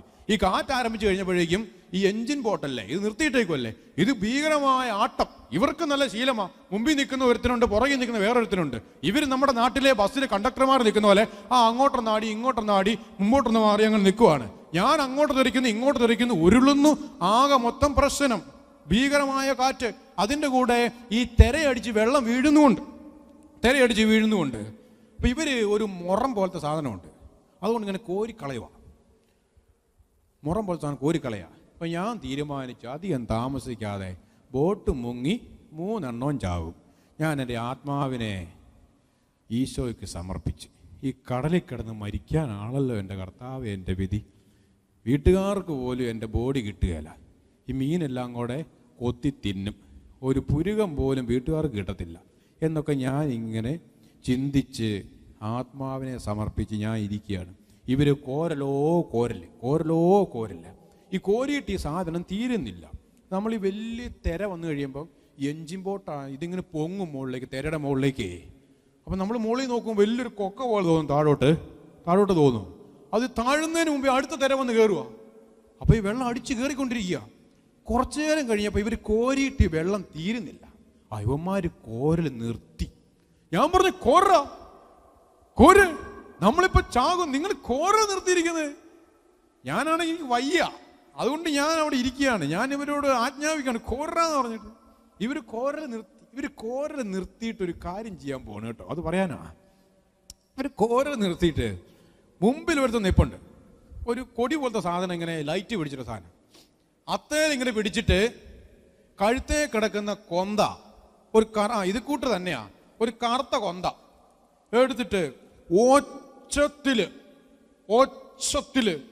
ജപമാല ചൊല്ലുക. അത് മലയാളമാണെന്ന് നമുക്കറിയത്തില്ല, അതുപോലെയാണ് ചൊല്ലുന്നത്. അതേപോലെ ഒച്ചത്തില് വെട്ടി പൊട്ടിക്കുന്ന പോലെ ജപമാല ചൊല്ലുന്നു ഒരുത്തൻ. ഇതൊക്കെ ഏതാനും നിമിഷങ്ങളെ കൊണ്ട് നടക്കുന്ന കാര്യമാണ് കേട്ടോ. പുറകിലുള്ള ഒരുത്തനുണ്ട്, സൂസാപ്പാക്യം. ഇവരുടെ പേരൊക്കെ ഭയങ്കര പേരാട്ടോ. പേര് ഭീകരൻ ജഗം പേരായിരിക്കും. ഡിസൂസ പെരേര, സൂസാപ്പാക്യം എന്നൊക്കെ പറഞ്ഞിട്ടുള്ള പേരൊക്കെ ആയിരിക്കും. അപ്പോൾ ഇതിനകത്ത് ഒരുത്തൻ ഏറ്റവും പുറകിലുള്ളവൻ അവിടുന്ന് ചെറിയൊരു പെട്ടി പോലത്തെ സാധനമുണ്ട്. അത് ഈ ലാപ്ടോപ്പ് കൊണ്ടുപോകാൻ വേണ്ടി അവർ ഉപയോഗിക്കുന്ന ഒരു പെട്ടിയാണ്. അത് എന്താണെന്നറിയാമോ? പണ്ടത്തെ പോലെ ഒന്നും അല്ല ഇപ്പം മീനെ പിടിക്കുന്നത്. നമ്മൾ വിചാരിക്കും വെറുതെ വല വീശി പിടിക്കുകയാണെന്ന് മീനിനെ. അവരൊരു ചെറിയൊരു കമ്പി പോലത്തെ സാധനം താഴേക്ക് ഇറക്കിയിട്ട് മീനുണ്ടോ എന്നൊക്കെ നോക്കിയിട്ട് അവിടെ ആ ഭാഗത്തെ വലയിറക്കുള്ളൂ. അങ്ങനെ സെറ്റപ്പാ. അപ്പോൾ ഈ ലാപ്ടോപ്പിലേക്ക് ഇങ്ങനെ കണക്ട് ചെയ്തിട്ട് ഈ കമ്പി പോലത്തെ സാധനം ഒരു ക്യാമറയാണെന്നാണ് ഞാൻ മനസ്സിലാക്കുന്നത്. ഇപ്പം ഇങ്ങനെ മീൻ ഇങ്ങനെ ഒരു നീല ഒരു യെല്ലോ നിറത്തിൽ ഇങ്ങനെ മീൻ ഇങ്ങനെ കൂട്ടം കൂടി നിൽക്കുന്ന കാണും. അതാണ് ക്യാമറ. അപ്പോൾ അത് ഇങ്ങനെ വെക്കാൻ വേണ്ടിയുള്ള ഒരു പെട്ടിയാണ് ഈ ലാപ്ടോപ്പ് വെക്കാനുള്ള പെട്ടി. അതിനകത്തുനിന്ന് ഈ നമ്മൾ ഈ കീശയിലിടുന്ന കൂട്ടൊരു ബൈബിളില്ലേ, ഈ സങ്കീർത്തനമൊക്കെ ഉൾപ്പെടുത്തിയിട്ടുള്ള പോക്കറ്റ് ബൈബിള്. ഈ ഒരു പോക്കറ്റ് ബൈബിൾ അവനവിടെ നിന്ന് എടുത്ത്, എന്നിട്ട് ഈ മീൻ നിൽക്കാൻ വേണ്ടി ഉപയോഗിക്കുന്ന ഒരു ലൈറ്റുണ്ട്, നമ്മുടെ LED ലൈറ്റ് പോലെ എന്നൊക്കെ പറയാം. അതിങ്ങനെ അവിടുന്ന് ചാർജ് ചെയ്തുകൊണ്ട് വരും. എന്നിട്ട് രാത്രി മുഴുവൻ കത്തിക്കും. എന്നിട്ട് മീൻ ഈ വെട്ടം കാണുമ്പോൾ നിൽക്കും. എന്നിട്ട് അങ്ങനെ മീൻ പിടിക്കും. അതാണ് സെറ്റപ്പ്. അപ്പൊ ഈ വെട്ടത്തിൽ ഇവൻ ഈ സങ്കീർത്തനം, പുറകിലുള്ള സങ്കീർത്തനം ഒച്ചത്തി വായിക്കുകയാണ്. ദൈവഭക്തരാപത്തിൽ കർത്താവിനെ പ്രാർത്ഥിക്കട്ടെ എന്നൊക്കെ പറഞ്ഞ് ഒച്ചത്തി പ്രാർത്ഥിക്കുകയാണ്. ഞാൻ മാത്രം പ്രാർത്ഥിക്കാതെ പേടിച്ചു വിറച്ച് ആത്മാവിനെ സമർപ്പിച്ചിരിക്കുന്നു. ഇവർ രണ്ടുപേരും മുമ്പിലും പുറകിൽ നിന്ന് പ്രാർത്ഥനയാണ്. പ്രിയപ്പെട്ടവരെ, സ്വാഭാവികമായിട്ട് സംഭവിക്കുന്ന പോലെ തന്നെ ഒരു 3-4 മിനിറ്റ് കഴിഞ്ഞപ്പോഴേക്കും മഴയും കാറ്റൊക്കെ മാറി.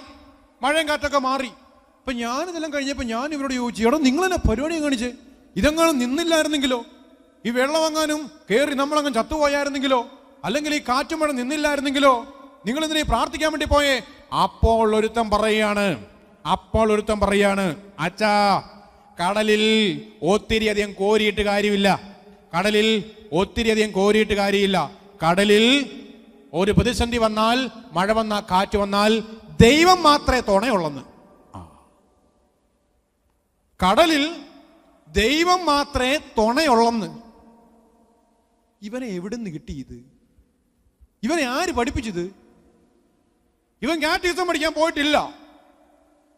ഇവനെ ആരും പഠിപ്പിച്ചിട്ടില്ല. കടലിൽ ദൈവം കൂടെ നിൽക്കൂന്ന് ഇവനെ ആരും പഠിപ്പിച്ചു കൊടുത്തതല്ല. സിമ്പിൾ ഫെയ്ത്താ പ്രിയപ്പെട്ടവരെ, സിമ്പിൾ ഫെയ്ത്ത്. നിങ്ങൾക്ക് ഈ സിമ്പിൾ ഫെയ്ത്ത് ഉണ്ടോ? ഒരു പ്രതിസന്ധി വരുന്ന സമയത്ത് എന്റെ ദൈവം എന്റെ കൂടെ നിൽക്കൂന്ന് ചങ്കറപ്പോടെ ശക്തമായി ഉറപ്പിച്ച് പറയാൻ പറ്റുന്ന എത്ര പേരുണ്ട് ഈ കൂട്ടത്തിൽ? I challenge U. നിങ്ങൾ ചലഞ്ച് ചെയ്യാണ്. എനിക്കൊരു പ്രശ്നം വന്നാൽ എന്റെ തമ്പുരാൻ എന്റെ കൂടെ നിൽക്കൂന്ന് പറയാൻ പറ്റുമോ? നിങ്ങൾക്ക് പറയാൻ പറ്റുമോ? അങ്ങനെയാണെങ്കിൽ ഞാൻ നിങ്ങളെ വിശ്വാസി എന്ന് വിളിക്കും. അല്ലെങ്കിൽ നമ്മൾ വിശ്വാസിയുടെ കോലം കെട്ടി നടക്കുന്നവരാ. നമുക്ക് വിശ്വാസം എന്താണെന്നറിയാം, ബൈബിൾ എന്താണെന്നറിയാം, വചനം അറിയാം. പക്ഷെ ഇത് പ്രാക്ടിക്കലാക്കാൻ പറ്റുന്നില്ല. ദൈവഭക്തർ പ്രാർത്ഥിച്ചു കഴിഞ്ഞാൽ ദൈവം കൂടെ നിൽക്കും, ആപത്തിൽ കർത്താവ് തുണ നൽകുമെന്ന് നമുക്ക് വിശ്വാസമില്ല. നമുക്ക് വിദ്യാഭ്യാസമുണ്ട്, നമുക്കെല്ലാ സാഹചര്യങ്ങളുണ്ട്, എല്ലാം ഉണ്ട്, നമുക്കറിയാം, എഡ്യൂക്കേഷൻ ഉണ്ട്, സമ്മതിച്ചു. പക്ഷേ ഇത് പ്രാക്ടിക്കലാക്കാൻ പറ്റുന്നില്ല. പറഞ്ഞ ഹല്ലേലൂയ, ഹല്ലേലൂയ. അതുകൊണ്ട് ഇതൊരു വിശ്വാസമാണ് കേട്ടോ. നിന്റെ ജീവിതത്തിൽ ഒരു പ്രതിസന്ധി വരുമ്പോ, നിന്റെ ജീവിതത്തിൽ അപ്രതീക്ഷിതമായ ഒരു രോഗം വരുന്ന സമയത്ത്, നിന്റെ ജീവിതത്തിൽ അപ്രതീക്ഷിതമായി ഒരു കടബാധ്യത വരുന്ന സമയത്ത്, നിന്റെ ജീവിതത്തിൽ നിന്റെ മക്കള് നീ വിചാരിച്ചതിനേക്കാൾ അല്പം വിപരീതമായി അപ്രതീക്ഷിതമായി എന്തെങ്കിലും ഒരു കാര്യം ചെയ്ത് ഒരു പ്രതിസന്ധി, ഒരു സങ്കടം, ഒരു സഹനം വരുന്ന സമയത്ത് നീ ഉറപ്പിച്ചു പറയണം, ഉറപ്പിച്ച് വിശ്വസിക്കണം, ദൈവം എന്റെ കൂടെയുണ്ടെങ്കിൽ ഞാൻ തകർന്നു പോകുകയില്ല, ആർക്കും എന്നെ തകർക്കാൻ പറ്റുകയില്ലെന്ന് പറഞ്ഞ ഹല്ലേലൂയ, ഹല്ലേലൂയ, ഹല്ലേലൂയ. 2 മക്കബായർ 8:18 പെട്ടെന്ന് വായിച്ചോ. 2 മക്കബായർ 8:18 പടപടാന്ന് വായിച്ചോ. കിട്ടുന്നവർ ആദ്യം വായിച്ചോ. 2 മക്കബായർ 8:18 വായിക്കട്ടെ. 2 മക്കബായർ 8:18. അവർ ആയുധത്തിലും, ആ വചനം നിങ്ങളൊന്ന് പഠിക്കാൻ വേണ്ടിയാണ് ഞാൻ പറയുന്നത്. ആ വചനം നിങ്ങളൊന്ന് കേൾക്കാൻ വേണ്ടി. പറഞ്ഞോ, വായിച്ചോ, ആസ്വദിക്കുന്നു. ലോകം മുഴുവനെ തന്നെയും അങ്കുലി ചലനം കൊണ്ട് തകർക്കാൻ കഴിയുന്ന സർവശക്തനായ ദൈവത്തിലാണ് നമ്മുടെ പ്രത്യാശ. അവർ ആയുധത്തിലും സാഹസകൃത്യങ്ങളിലും ആശ്രയിക്കുന്നു. നമുക്കെതിരെ വരുന്ന ശത്രുക്കളെയും ലോകം മുഴുവനെ തന്നെയും ഒരങ്കുലി ചലനം കൊണ്ട് തറപറ്റിക്കാൻ കഴിയുന്ന സർവശക്തനായ ദൈവത്തിലാണ് എന്റെ പ്രത്യാശ. പറഞ്ഞേ ഹല്ലേലൂയ, ഹല്ലേലൂയ. അതുകൊണ്ട് നിങ്ങൾ സങ്കടപ്പെടേണ്ട, അതുകൊണ്ട് നിങ്ങൾ വിഷമിക്കേണ്ട. ഒരു കുഞ്ഞു കാര്യം പെട്ടെന്ന് പറഞ്ഞാൽ 2 സാമുവേല് 16:12 വചനത്തിൽ ഒരു കാര്യം കിടക്കുന്നുണ്ട്. 2 സാമുവേല് 16:12 വചനത്തില് ദാവീദും ശിമേയിയുടെ ഒരു കാര്യമാണ്.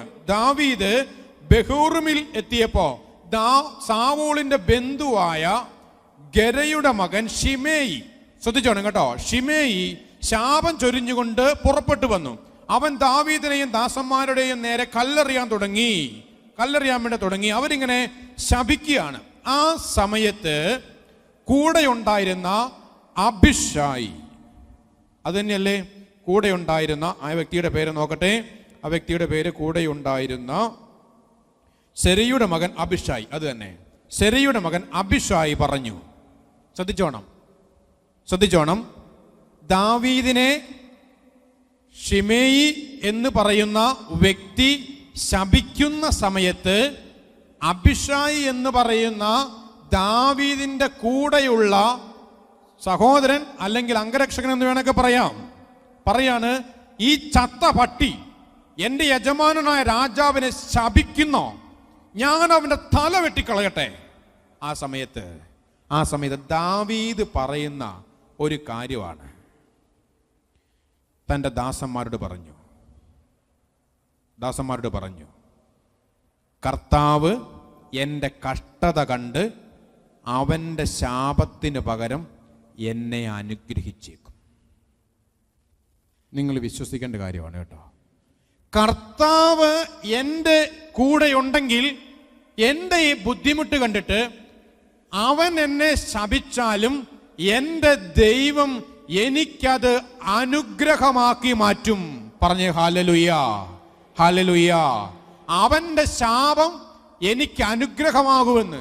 ഒരുപക്ഷെ നിങ്ങളെ ആരെങ്കിലും തകർക്കാൻ നോക്കുന്നുവെന്നിരിക്കട്ടെ, അല്ലെങ്കിൽ നമ്മുടെ വളർച്ചയെ തടസ്സപ്പെടുത്തുന്നിരിക്കട്ടെ.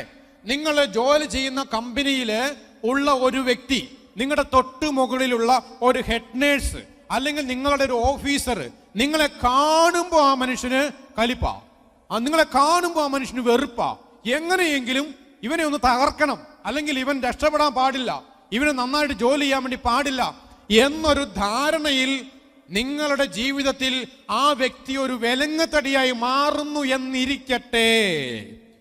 ദൈവം നിന്റെ കൂടെയുണ്ടെങ്കിൽ അവന്റെ ശാപത്തിനും അവന്റെ ഏതെങ്കിലും തരത്തിലുള്ള നമ്മുടെ നേർക്കുള്ള ഏതെങ്കിലും പ്രകടനത്തിനും മുമ്പില് ദൈവം നമ്മളെ പിടിച്ചു നിൽക്കാൻ സഹായിക്കും. നമുക്കത് അനുഗ്രഹമാക്കി മാറ്റാൻ ദൈവത്തിന് പറ്റൂന്ന് പറഞ്ഞേ ഹല്ലേലൂയ, ഹല്ലേലൂയ. സ്വരംപത്തി പറഞ്ഞേ ഹല്ലേലൂയ. പ്രിയപ്പെട്ടവർ, അതുകൊണ്ട് ദൈവത്തെ നിങ്ങൾ കൂടെ നിർത്തിയാൽ മതി, വേറൊന്നും വേണ്ട. ദൈവം കൂടെ നിൽക്കണം, ദൈവം കൂടെ നിൽക്കണം. ദൈവം കൂടെ ഉണ്ടെങ്കിൽ ഒന്നിനും ഒരു കുറവും വരികയില്ല. എൻ്റെ ജീവിതത്തിൽ ഞാൻ ഇന്ന് വരെ ഒരു കാര്യവും സ്വന്തമായിട്ട് പണം കൊടുത്ത് മേടിക്കേണ്ട ആവശ്യം എനിക്ക് വന്നിട്ടില്ല. എല്ലാം ദൈവം തന്നിട്ടുണ്ട്. അപ്പോൾ നിങ്ങൾ ചിന്തിക്കും അച്ഛൻ ഭീകരനായ അർക്കീസാണെന്ന്. അതുകൊണ്ടൊന്നുമല്ല, എനിക്കൊന്നും മേടിക്കേണ്ട വന്നിട്ടില്ല. ദൈവം എല്ലാം ചോദിക്കുന്ന സമയത്ത് തന്നിട്ടുണ്ട്. ഈ ഉടുപ്പ്, ഈ കിടക്കുന്ന വാച്ച്, അല്ല, എല്ലാം ദൈവം തന്നിട്ടുള്ള കാര്യമാണ്.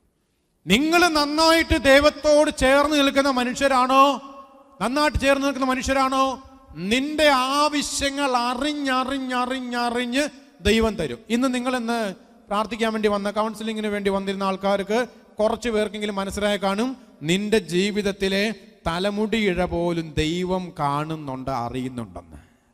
ഈ കൗൺസിലിങ്ങിൻ്റെ സമയത്തൊക്കെ ഒറ്റ കാര്യം ബോധ്യപ്പെടാൻ വേണ്ടിയാണ് ഈ സന്ദേശങ്ങൾ കിട്ടുന്നത്. ഈ സന്ദേശങ്ങൾ കിട്ടുമ്പോൾ നമ്മൾ ഈ സന്ദേശങ്ങളെ പുറകെ നടക്കരുത് കേട്ടോ. ചില ആൾക്കാർ അങ്ങനെയുണ്ട്, ഭാവി ഭൂതം പ്രവചിക്കാൻ വേണ്ടി എൻ്റെ ഭൂതം എന്താവും, എൻ്റെ ഭാവി എന്താവും, എൻ്റെ പ്രേതം എന്താണെന്നും അന്വേഷിച്ച് നടക്കുന്നവർ. അങ്ങനെയല്ല. സന്ദേശങ്ങൾ ദൈവം തരും. നിന്നെപ്പറ്റിയുള്ള സന്ദേശങ്ങൾ, നിന്റെ ജീവിതത്തെ പറ്റിയുള്ള സന്ദേശങ്ങൾ, നിന്റെ മുമ്പോട്ടുള്ള ഭാവിയെ പറ്റിയുള്ള ചില സന്ദേശങ്ങൾ നിനക്ക് ഉപകരിക്കാൻ വേണ്ടി എല്ലാവർക്കും കിട്ടിയെന്നും വരികയില്ല, എപ്പോഴും കിട്ടിയെന്നും വരികയില്ല. അങ്ങനെ സന്ദേശങ്ങൾ തരുന്നുണ്ടെങ്കിൽ അതിൻ്റെ കാര്യം എന്താ? നിന്റെ ജീവിതത്തെ ദൈവം അറിയുന്നു എന്ന് നീ മനസ്സിലാക്കണം. That's all. നിന്റെ ജീവിതത്തെ ദൈവം കാണുന്നു എന്ന് നീ അറിയണം. ദൈവം നിന്റെ കൂടെയുണ്ടെന്ന് നിനക്ക് ബോധ്യപ്പെടണം. അതിനുവേണ്ടി പറഞ്ഞ ഹല്ലേലൂയ, ഹല്ലേലൂയ. പെട്ടെന്നൊരു അനുഭവം പറയാം. ഞാൻ പഠിക്കുന്ന സമയത്ത് എനിക്ക് പെട്ടിയില്ലായിരുന്നു. പെട്ടി എന്ന് പറഞ്ഞാൽ നമ്മളിങ്ങനെ കൊണ്ടുപോകില്ലേ, ബാഗ്, അതുണ്ടായിരുന്നില്ല. ഒരു ചെറിയൊരു ബാഗായിരുന്നു എനിക്കുണ്ടായിരുന്നത്. ചെറിയ ബാഗ് എന്ന് പറഞ്ഞാൽ ഒരു ഇത്രയും വലിപ്പം വരും. ഞാൻ ഇതിനകത്തെല്ലാം കൂടെ കുത്തി നിറച്ച്, പിന്നെ കുറേ രണ്ട് കയ്യിൽ ഏതെങ്കിലും കൂടൊക്കെ ഇങ്ങനെ പിടിച്ച്, ഷോപ്പറൊക്കെ പിടിച്ചൊക്കെയാണ് ഞാൻ എവിടെയെങ്കിലും പോകുന്നത്, തുണിയൊക്കെ പിടിച്ചിട്ട്. അപ്പോൾ എല്ലാവരും പറയും റിജോയുടെ ബാഗിന് എന്നും ഗർഭമാണെന്ന് പറയും. കാരണം ഇതിങ്ങനെ വീർത്തിരിക്കുകയാണ്. അതുകൊണ്ട് ഉള്ള തുണിയെല്ലാം കുത്തി നിറച്ചിട്ടേ. അപ്പം ഞാനിങ്ങനെ അന്ന് മേടിക്കാൻ എൻ്റെ പൈസയില്ല. അപ്പോൾ ഞാനിങ്ങനെ ഒരു ദിവസം എൻ്റെ ഡീക്കൻ മിനിസ്ട്രി കഴിഞ്ഞിട്ട് ഞാൻ തിരുപ്പട്ടത്തിന് പോവാം. അപ്പോൾ ആ പള്ളിയിൽ നിന്ന് പോകാൻ വേണ്ടി നോക്കുമ്പം എനിക്കൊരു ബാഗില്ല, കുറേ സാധനങ്ങളൊക്കെ കൊണ്ടുതാനും. അപ്പം ഞാൻ ദൈവത്തോട് പറഞ്ഞു എനിക്കൊരു പെട്ടി വേണമെന്ന്. നിങ്ങൾ വിശ്വസിക്കുമെന്ന് എനിക്കറിയത്തില്ല. പിറ്റേ ദിവസം രാവിലെ ഒരു പുള്ളിക്കാരൻ വരുന്നു, അവിടുത്തെ കാറ്റഗിസം അധ്യാപകൻ. ഞാൻ ചോദിച്ചു എന്നാ ഉണ്ട്? അച്ഛനൊന്ന് കാണാൻ വന്ന. 2 ദിവസം കഴിയുമ്പോൾ പോവല്ലേ? ഓക്കെ. അത്തണൊക്കെ പറഞ്ഞ് ഞാൻ അച്ഛന് ഒരു ഗിഫ്റ്റ് കൊണ്ടുവന്നിട്ടുണ്ട്. എന്താണ് ആ ഗിഫ്റ്റ്? പുള്ളിക്കാരൻ ഈ വലിച്ചുകൊണ്ട് പോകുന്ന ഒരു പെട്ടിയില്ലേ, എൻ്റെ പേരണ ട്രോളിയോ അല്ലേ? ട്രോളി. ട്രോളിയും വലിച്ചുകൊണ്ട് വരുവാ. അപ്പം ഞാൻ ചോദിച്ചു എന്താ നിങ്ങൾ ഈ പെട്ടി തന്നെ കൊണ്ടുവരാൻ കാരണം? സാധാരണ അച്ഛന്മാർക്ക് ഒന്നെങ്കിൽ ലോഹത്തുണി, അല്ലെങ്കിൽ തോർത്ത്, അല്ലെങ്കിൽ സോപ്പ്, ഇതൊക്കെയാണ് കൊടുക്കുന്ന ആൾക്കാർ. നിങ്ങളുടെ അച്ഛന്മാർക്ക് ദയവ് ചെയ്ത് ഈ സോപ്പും തോർത്തും ബെഡ്ഷീറ്റൊന്നും കൊടുക്കരുത് കേട്ടോ. ഈ അച്ഛന്മാരുടെ മുറി കയറി കഴിഞ്ഞാൽ സോപ്പ് കാരണം രക്ഷ ഉണ്ടാവുകയില്ല. ബെഡ്ഷീറ്റ് അവിടെ നിരത്തി വിരിച്ചേക്കുമായിരിക്കും. കാരണം കൊടുക്കുന്നവരെല്ലാം ബെഡ്ഷീറ്റാണ് കൊടുക്കുന്നത്, അല്ലെങ്കിൽ ലോഹത്തുണി. എന്നിട്ട് ഈ രാഷ്ട്രീയക്കാർക്ക് കൊടുക്കുകയാണ് പോലെ അച്ഛന്മാരും. കാരണം ഇഷ്ടം പോലെ വെള്ളത്തുണി കിടക്കുന്നത്, എന്ത് ചെയ്യാൻ പറ്റും? ഒരു രക്ഷയില്ല. അതുകൊണ്ട് അൾത്താരെ വിരിക്കുന്ന മുഴുവൻ വിരിയും മിക്കവാറും വികാരിച്ചിന് കിട്ടുന്നതായിരിക്കും. അല്ലെങ്കിൽ അവിടെയുള്ള അച്ഛന്മാരെ കിട്ടുന്നു. എനിക്കും കിട്ടി കുറേ കേട്ടോ. പട്ടത്തിനൊക്കെ ഞാൻ NB ലോറിക്ക് അടിക്കുമായിരുന്നു ഈ ലോഹത്തുണി. അതേപോലെയാ, നിങ്ങൾ കൊടുക്കാൻ പോകണ്ട. ഞാൻ സാധാരണ ഇങ്ങനെ അച്ഛന്മാർക്ക് അതൊക്കെയാണല്ലോ കൊടുക്കുന്നത്. ഞാൻ പ്രാർത്ഥിച്ചുകൊണ്ടിരുന്നപ്പോഴേ എനിക്ക് വെറുതെ തോന്നി, ഞാനും ഭാര്യ ടീച്ചറാ, ഞാനും ടീച്ചറും കൂടെ വൈകുന്നേരം പ്രാർത്ഥിച്ചുകൊണ്ടിരിക്കുന്ന സമയത്ത് തോന്നി ഒരു പെട്ടി മേടിക്കണമെന്ന്.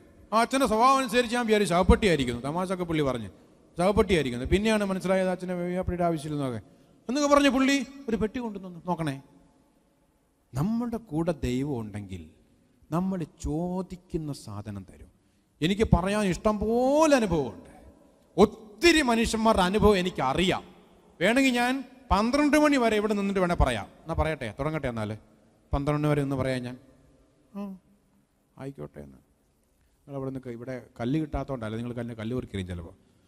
ശ്രദ്ധിച്ചേ പ്രിയപ്പെട്ടവരെ, അത്രയും അനുഭവങ്ങളുണ്ട്. ദൈവം കൂടെ നിന്ന് കഴിഞ്ഞാൽ ചോദിക്കുന്ന കാര്യം ദൈവം എന്ന് വെച്ച് നമ്മൾ വെറുതെ അങ്ങ് ചോദിച്ചു കളയരുത്. ഈ ഖത്തർ മുഴുവൻ എൻ്റെ പേരിലും എഴുതി കിട്ടട്ടെ എന്നും നിങ്ങൾ പ്രാർത്ഥിച്ചേക്കല്ലോ കേട്ടോ. അതൊക്കെ വലിയ ഭീകരമായ ആഗ്രഹമായി പോകും. നമ്മൾ വല്ല ചെറിയ വാച്ചോ വല്ല സോപ്പോ ഒരു ചെറിയ സാരിയോ അല്ലെങ്കിൽ ജീവിക്കാൻ വേണ്ടി ആവശ്യമുള്ള കുഞ്ഞു കുഞ്ഞു കാര്യങ്ങളൊക്കെ ചോദിച്ചാൽ ദൈവം തരും, ദൈവം തരും. ഇതൊരു വിശ്വാസമാണ്. പറഞ്ഞേ ഹല്ലേലൂയ. ദൈവം എൻ്റെ കൂടെ നിൽക്കുമെന്ന് വിശ്വസിക്കാൻ വേണ്ടി പറ്റണം. ദൈവം എൻ്റെ കൂടെ വലിയ ശക്തിയായി എൻ്റെ കൂടെ നിൽക്കുമെന്ന് നീ വിശ്വസിക്കണം. ഒരു വചനം കൂടെ പെട്ടെന്ന് പറയാം. നിയമാവർത്തനം 31:6. നിയമാവർത്തനം 31:6 ഞാൻ പറയാം. ശക്തരും ധീരരുമായിരിക്കുവിൻ, ഭയപ്പെടേണ്ട, അവരെ പ്രതി പരിഭ്രമിക്കുകയും വേണ്ട. എന്തെന്നാൽ നിങ്ങളുടെ ദൈവമായ കർത്താവാണ് കൂടെ വരുന്നത്. അവിടുന്ന് നിങ്ങളെ നിരാശപ്പെടുത്തുകയോ പരിത്യജിക്കുകയോ ഇല്ല. പറഞ്ഞ ഹല്ലേലൂയ, ഹല്ലേലൂയ, ഹല്ലേലൂയ. 1 സാമുവേലിന്റെ പുസ്തകത്തില് 17-ാമത്തെ അധ്യായത്തിൽ 1 സാമുവേലിന്റെ പുസ്തകത്തില് 17-ാമത്തെ അധ്യായത്തിൽ ദാവീദും ഗോലിയാത്തിന്റെയും ഒരു സംഭവം കാണുന്നുണ്ട്. ദാവീദിന്റെയും ഗോലിയാത്തിന്റെയും. ഗോലിയാത്ത് ഇങ്ങനെ വലിയ വെല്ലുവിളികളുമായിട്ട്, യുദ്ധത്തിന്റെ വലിയ വെല്ലുവിളികളുമായിട്ട് നിൽക്കുകയാണ്. അപ്പോ ഈ ദാവീദ് ഒരു എഫാ മലരും 10 അപ്പവും പാളയത്തിൽ സഹോദരന്മാർക്ക് കൊടുക്കാൻ വേണ്ടി പോയ സമയത്ത് ഇവന്റെ വെല്ലുവിളി കേൾക്കുന്നു. ഈ ദാവീദ് ഗോലിയാത്തിനെ എതിർക്കാൻ വേണ്ടി പോകുന്നു. ആ സമയത്ത് സാവൂള് ദാവീദിനോട് പറയാണ്, ഈ ഫിലിസ്തീനെ നേരിടാൻ നീ ചെറുപ്പമല്ലേ, നീ ശക്തനല്ല, നീ ചെറുപ്പമല്ലേ. അവനാകട്ടെ ചെറുപ്പം മുതലേ യോദ്ധാവാണ്. നിങ്ങൾ ശ്രദ്ധിച്ചു കേട്ടോണം കേട്ടോ, ശ്രദ്ധിച്ചു കേട്ടോണം. ഈ ഗോലിയാത്ത് എന്ന് പറയുന്ന മനുഷ്യന്റെ ദേഹത്തുണ്ടായിരുന്ന കാര്യം 6 മുഴവും 1 ചാണും ഉയരം ഉണ്ടായിരുന്നു അവന്. അവന്റെ തലയിൽ ഒരു പിച്ചള തൊപ്പി ഉണ്ടായിരുന്നു. 5000 തൂക്കമുള്ള പിച്ചള കവചമാണ് അവൻ ധരിച്ചിരുന്നത്. അവൻ പിച്ചള കൊണ്ടുള്ള കാൽത്തട്ട് ധരിക്കുകയും പിച്ചള കൊണ്ടുള്ള കുന്തം തോളിൽ തൂക്കിയിടുകയും ചെയ്തിരുന്നു. മൊത്തത്തിൽ അവൻ പിച്ചളയായിട്ട് ബന്ധപ്പെട്ട കാര്യങ്ങളാ. പപ്പയ്ക്ക് എന്തോ പിച്ചള ഫാക്ടറി അങ്ങോട്ടാന്ന് തോന്നുന്നു. അതുകൊണ്ടുള്ള പിച്ചളയെല്ലാം കൂടെ അവിടുന്ന് ഇവിടുന്ന് കിട്ടിയതെല്ലാം എടുത്ത് ദേഹത്ത് മുഴുവൻ വാരി തൂത്തേച്ചിരിക്കുകയാണ്. അങ്ങനെയുള്ള ഈ ഗോലിയാത്തിനെ നേരിടാൻ ഈ ദാവീദ് പോകുന്ന സമയത്ത് സാവൂൾ പറഞ്ഞു, മോനെ എടാ, നീ വെറും ചീള് ചെറുക്കനല്ലടാ, നീ പോയിട്ട് എന്നെ കാണിക്കാൻ പോകുന്നു. നീ ഇത്രയും വലിയ ഈ ഭീകരനായ മനുഷ്യനെ നീ തോൽപ്പിക്കുന്നോ? നിനക്ക് ഒന്നാമതാണ് ഇത്രയും പൊക്കമുള്ളു, അതിന്റെ കൂടെ നിനക്ക് ആരോഗ്യവുമില്ല, നീ എന്ത് കണ്ടിട്ടാണ് അവനെ പോന്നേ എന്ന് ചോദിക്കുമ്പോ ഈ ദാവീദ് പറയാണ്, 37-ാമത്തെ വചനം കേട്ടോ, സിംഹത്തിന്റെയും കരടിയുടെയും കയ്യിൽ നിന്ന് എന്നെ രക്ഷിച്ച കർത്താവ് ഈ ഫിലിസ്തീന്റെ കയ്യിൽ നിന്നും എന്നെ രക്ഷിക്കും. ഇതാണ് ദൈവം ശക്തിപ്പെടുത്തും കൂടെയുണ്ടെന്നുള്ള വിശ്വാസം. നിങ്ങൾ ശ്രദ്ധിച്ചോ, സിംഹത്തിന്റെയും കരടിയുടെയും കയ്യിൽ നിന്ന് എന്നെ രക്ഷിച്ച കർത്താവ് ഈ ഫിലിസ്തീന്റെ കയ്യിൽ നിന്നും എന്നെ രക്ഷിക്കും. അങ്ങനെ പറയാൻ നമുക്ക് പറ്റുമോ എന്നാണ് ഞാൻ ചോദിക്കുന്നത്. അങ്ങനെ പറയാൻ നമുക്ക് പറ്റുമോ? ഒരു ഭീകരമായ ഒരു വലിയ പ്രതിസന്ധി വരുന്ന സമയത്ത് നമ്മൾ കൂട്ടിയാൽ കൂടാത്ത ഒരു സംഭവമാണെന്ന് മനസ്സിലാകുന്ന സമയത്ത് നിനക്ക് പറയാൻ പറ്റുമോ, ഇതുപോലെ പറയാൻ പറ്റുമോ, എന്റെ ദൈവം എന്നെ കാത്തു സൂക്ഷിക്കുമെന്ന്? എന്നിട്ടൊരു 5 കല്ലുമായിട്ട് പോവുക. ഈ ചീള് ചെറുക്കൻ 5 കല്ലുമായിട്ട് പോവുക. ആരെ കൊല്ലാൻ വേണ്ടി? ഈ ഭീകരനായ ഗോലിയാത്തിനെ കൊല്ലാൻ വേണ്ടി ഈ ചെറുക്കൻ പോവാണ്. ഈ 5 കല്ലാണ് നിന്റെ വിശ്വാസം. എന്ത്? ഈ 5 കല്ലിലൂടെ എന്റെ ദൈവം എന്നെ പ്രൊട്ടക്ട് ചെയ്യുമെന്നുള്ള വിശ്വാസം. ഈ വിശ്വാസം ഉണ്ടെങ്കിൽ തകർന്നു പോവുകയില്ല. ഈ വിശ്വാസം ഉണ്ടെങ്കിൽ തകർന്നു പോവുകയില്ല. പറഞ്ഞ ഹല്ലേലൂയ, ഹല്ലേലൂയ. ഒന്ന് എഴുന്നേറ്റ് നിന്ന് എല്ലാവരും, ഒന്ന് എഴുന്നേറ്റ് നിന്നേ. ദൈവം എൻ്റെ കൂടെ ഉണ്ടെന്ന് വിശ്വസിക്കാൻ വേണ്ടി പറ്റണം. എൻ്റെ ജീവിതത്തിൻ്റെ, എൻ്റെ പ്രതിസന്ധിയുടെ നടുക്ക് ദൈവം എൻ്റെ കൂടെ ഉണ്ടാകുമെന്ന് വിശ്വസിക്കാൻ വേണ്ടി പറ്റണം. ഇത് വെറുതെ വായിച്ചു മനസ്സിലാക്കേണ്ട, കേട്ട് മനസ്സിലാക്കേണ്ട കാര്യമല്ല. ഇത് പ്രാക്ടിക്കലാക്കേണ്ട കാര്യമാണ്. ദൈവം നമ്മുടെ പക്ഷത്തെങ്കിൽ ആരും എനിക്കെതിരെ നിൽക്കില്ല എന്ന വിശ്വാസം. ഒന്ന് കണ്ണുകൾ അടച്ചേ. ഒരു വലിയ ബോധ്യമായി വളരേണ്ട കാര്യമാണ്. എൻ്റെ ദൈവം എൻ്റെ പ്രതിസന്ധിയിൽ, എൻ്റെ സങ്കടത്തിൻ്റെ നേരത്ത് എൻ്റെ കൂടെ നിൽക്കും. എൻ്റെ ദൈവം എൻ്റെ ദുരിതത്തിൻ്റെ സമയത്ത് എന്നെ ചതിക്കുകയല്ല, എന്നെ ഒറ്റപ്പെടുത്തിയല്ല, എന്നെ തള്ളിക്കളയല. വലിയ വിശ്വാസമായി വളർന്നു വരേണ്ട, ബോധ്യമായി സ്വീകരിക്കേണ്ട കാര്യമാണ്. സിംഹത്തിൻ്റെയും കരടിയുടെയും കയ്യിൽ നിന്ന് എന്നെ ദൈവത്തിന് രക്ഷിക്കാൻ പറ്റുമെങ്കിൽ, എൻ്റെ ജീവിതത്തിൻ്റെ പല അവസരങ്ങളിലും ദൈവം എന്നെ രക്ഷിച്ചിട്ടുണ്ടെങ്കിൽ ഇനിയും എന്നെ ദൈവം രക്ഷിക്കും. എൻ്റെ ദൈവത്തിന് എന്നെ ഒറ്റപ്പെടുത്താൻ പറ്റിയല്ല. എൻ്റെ ദൈവത്തിന് എന്നെ കുറ്റം പറയാൻ പറ്റത്തില്ല. എൻ്റെ ദൈവത്തിന് എന്നെ വേണ്ടെന്ന് വെക്കാൻ വേണ്ടി പറ്റത്തില്ല. നല്ലവനായ ദൈവമേ, നന്ദി പറയുന്നു, സ്തുതിക്കുന്നു, ആരാധിക്കുന്നു. പരിശുദ്ധ ആരാധനയ്ക്ക് വേണ്ടി ഒരുങ്ങി പ്രാർത്ഥിക്കുന്ന സമയത്ത് ജീവിതത്തെ മുഴുവനായിട്ടും കർത്താവിന് സമർപ്പിച്ചേ. ജീവിതത്തെ മുഴുവനായിട്ടും കർത്താവിന് സമർപ്പിച്ചേ. ഇനിയും എവിടെയെങ്കിലും ഏതെങ്കിലും തരത്തിലുള്ള ഭയത്തിൻ്റെ ഇടങ്ങളുണ്ടെങ്കിൽ ആ ഭയത്തെയെല്ലാം ദൈവം മാറ്റട്ടെ, ദൈവം മാറ്റട്ടെ.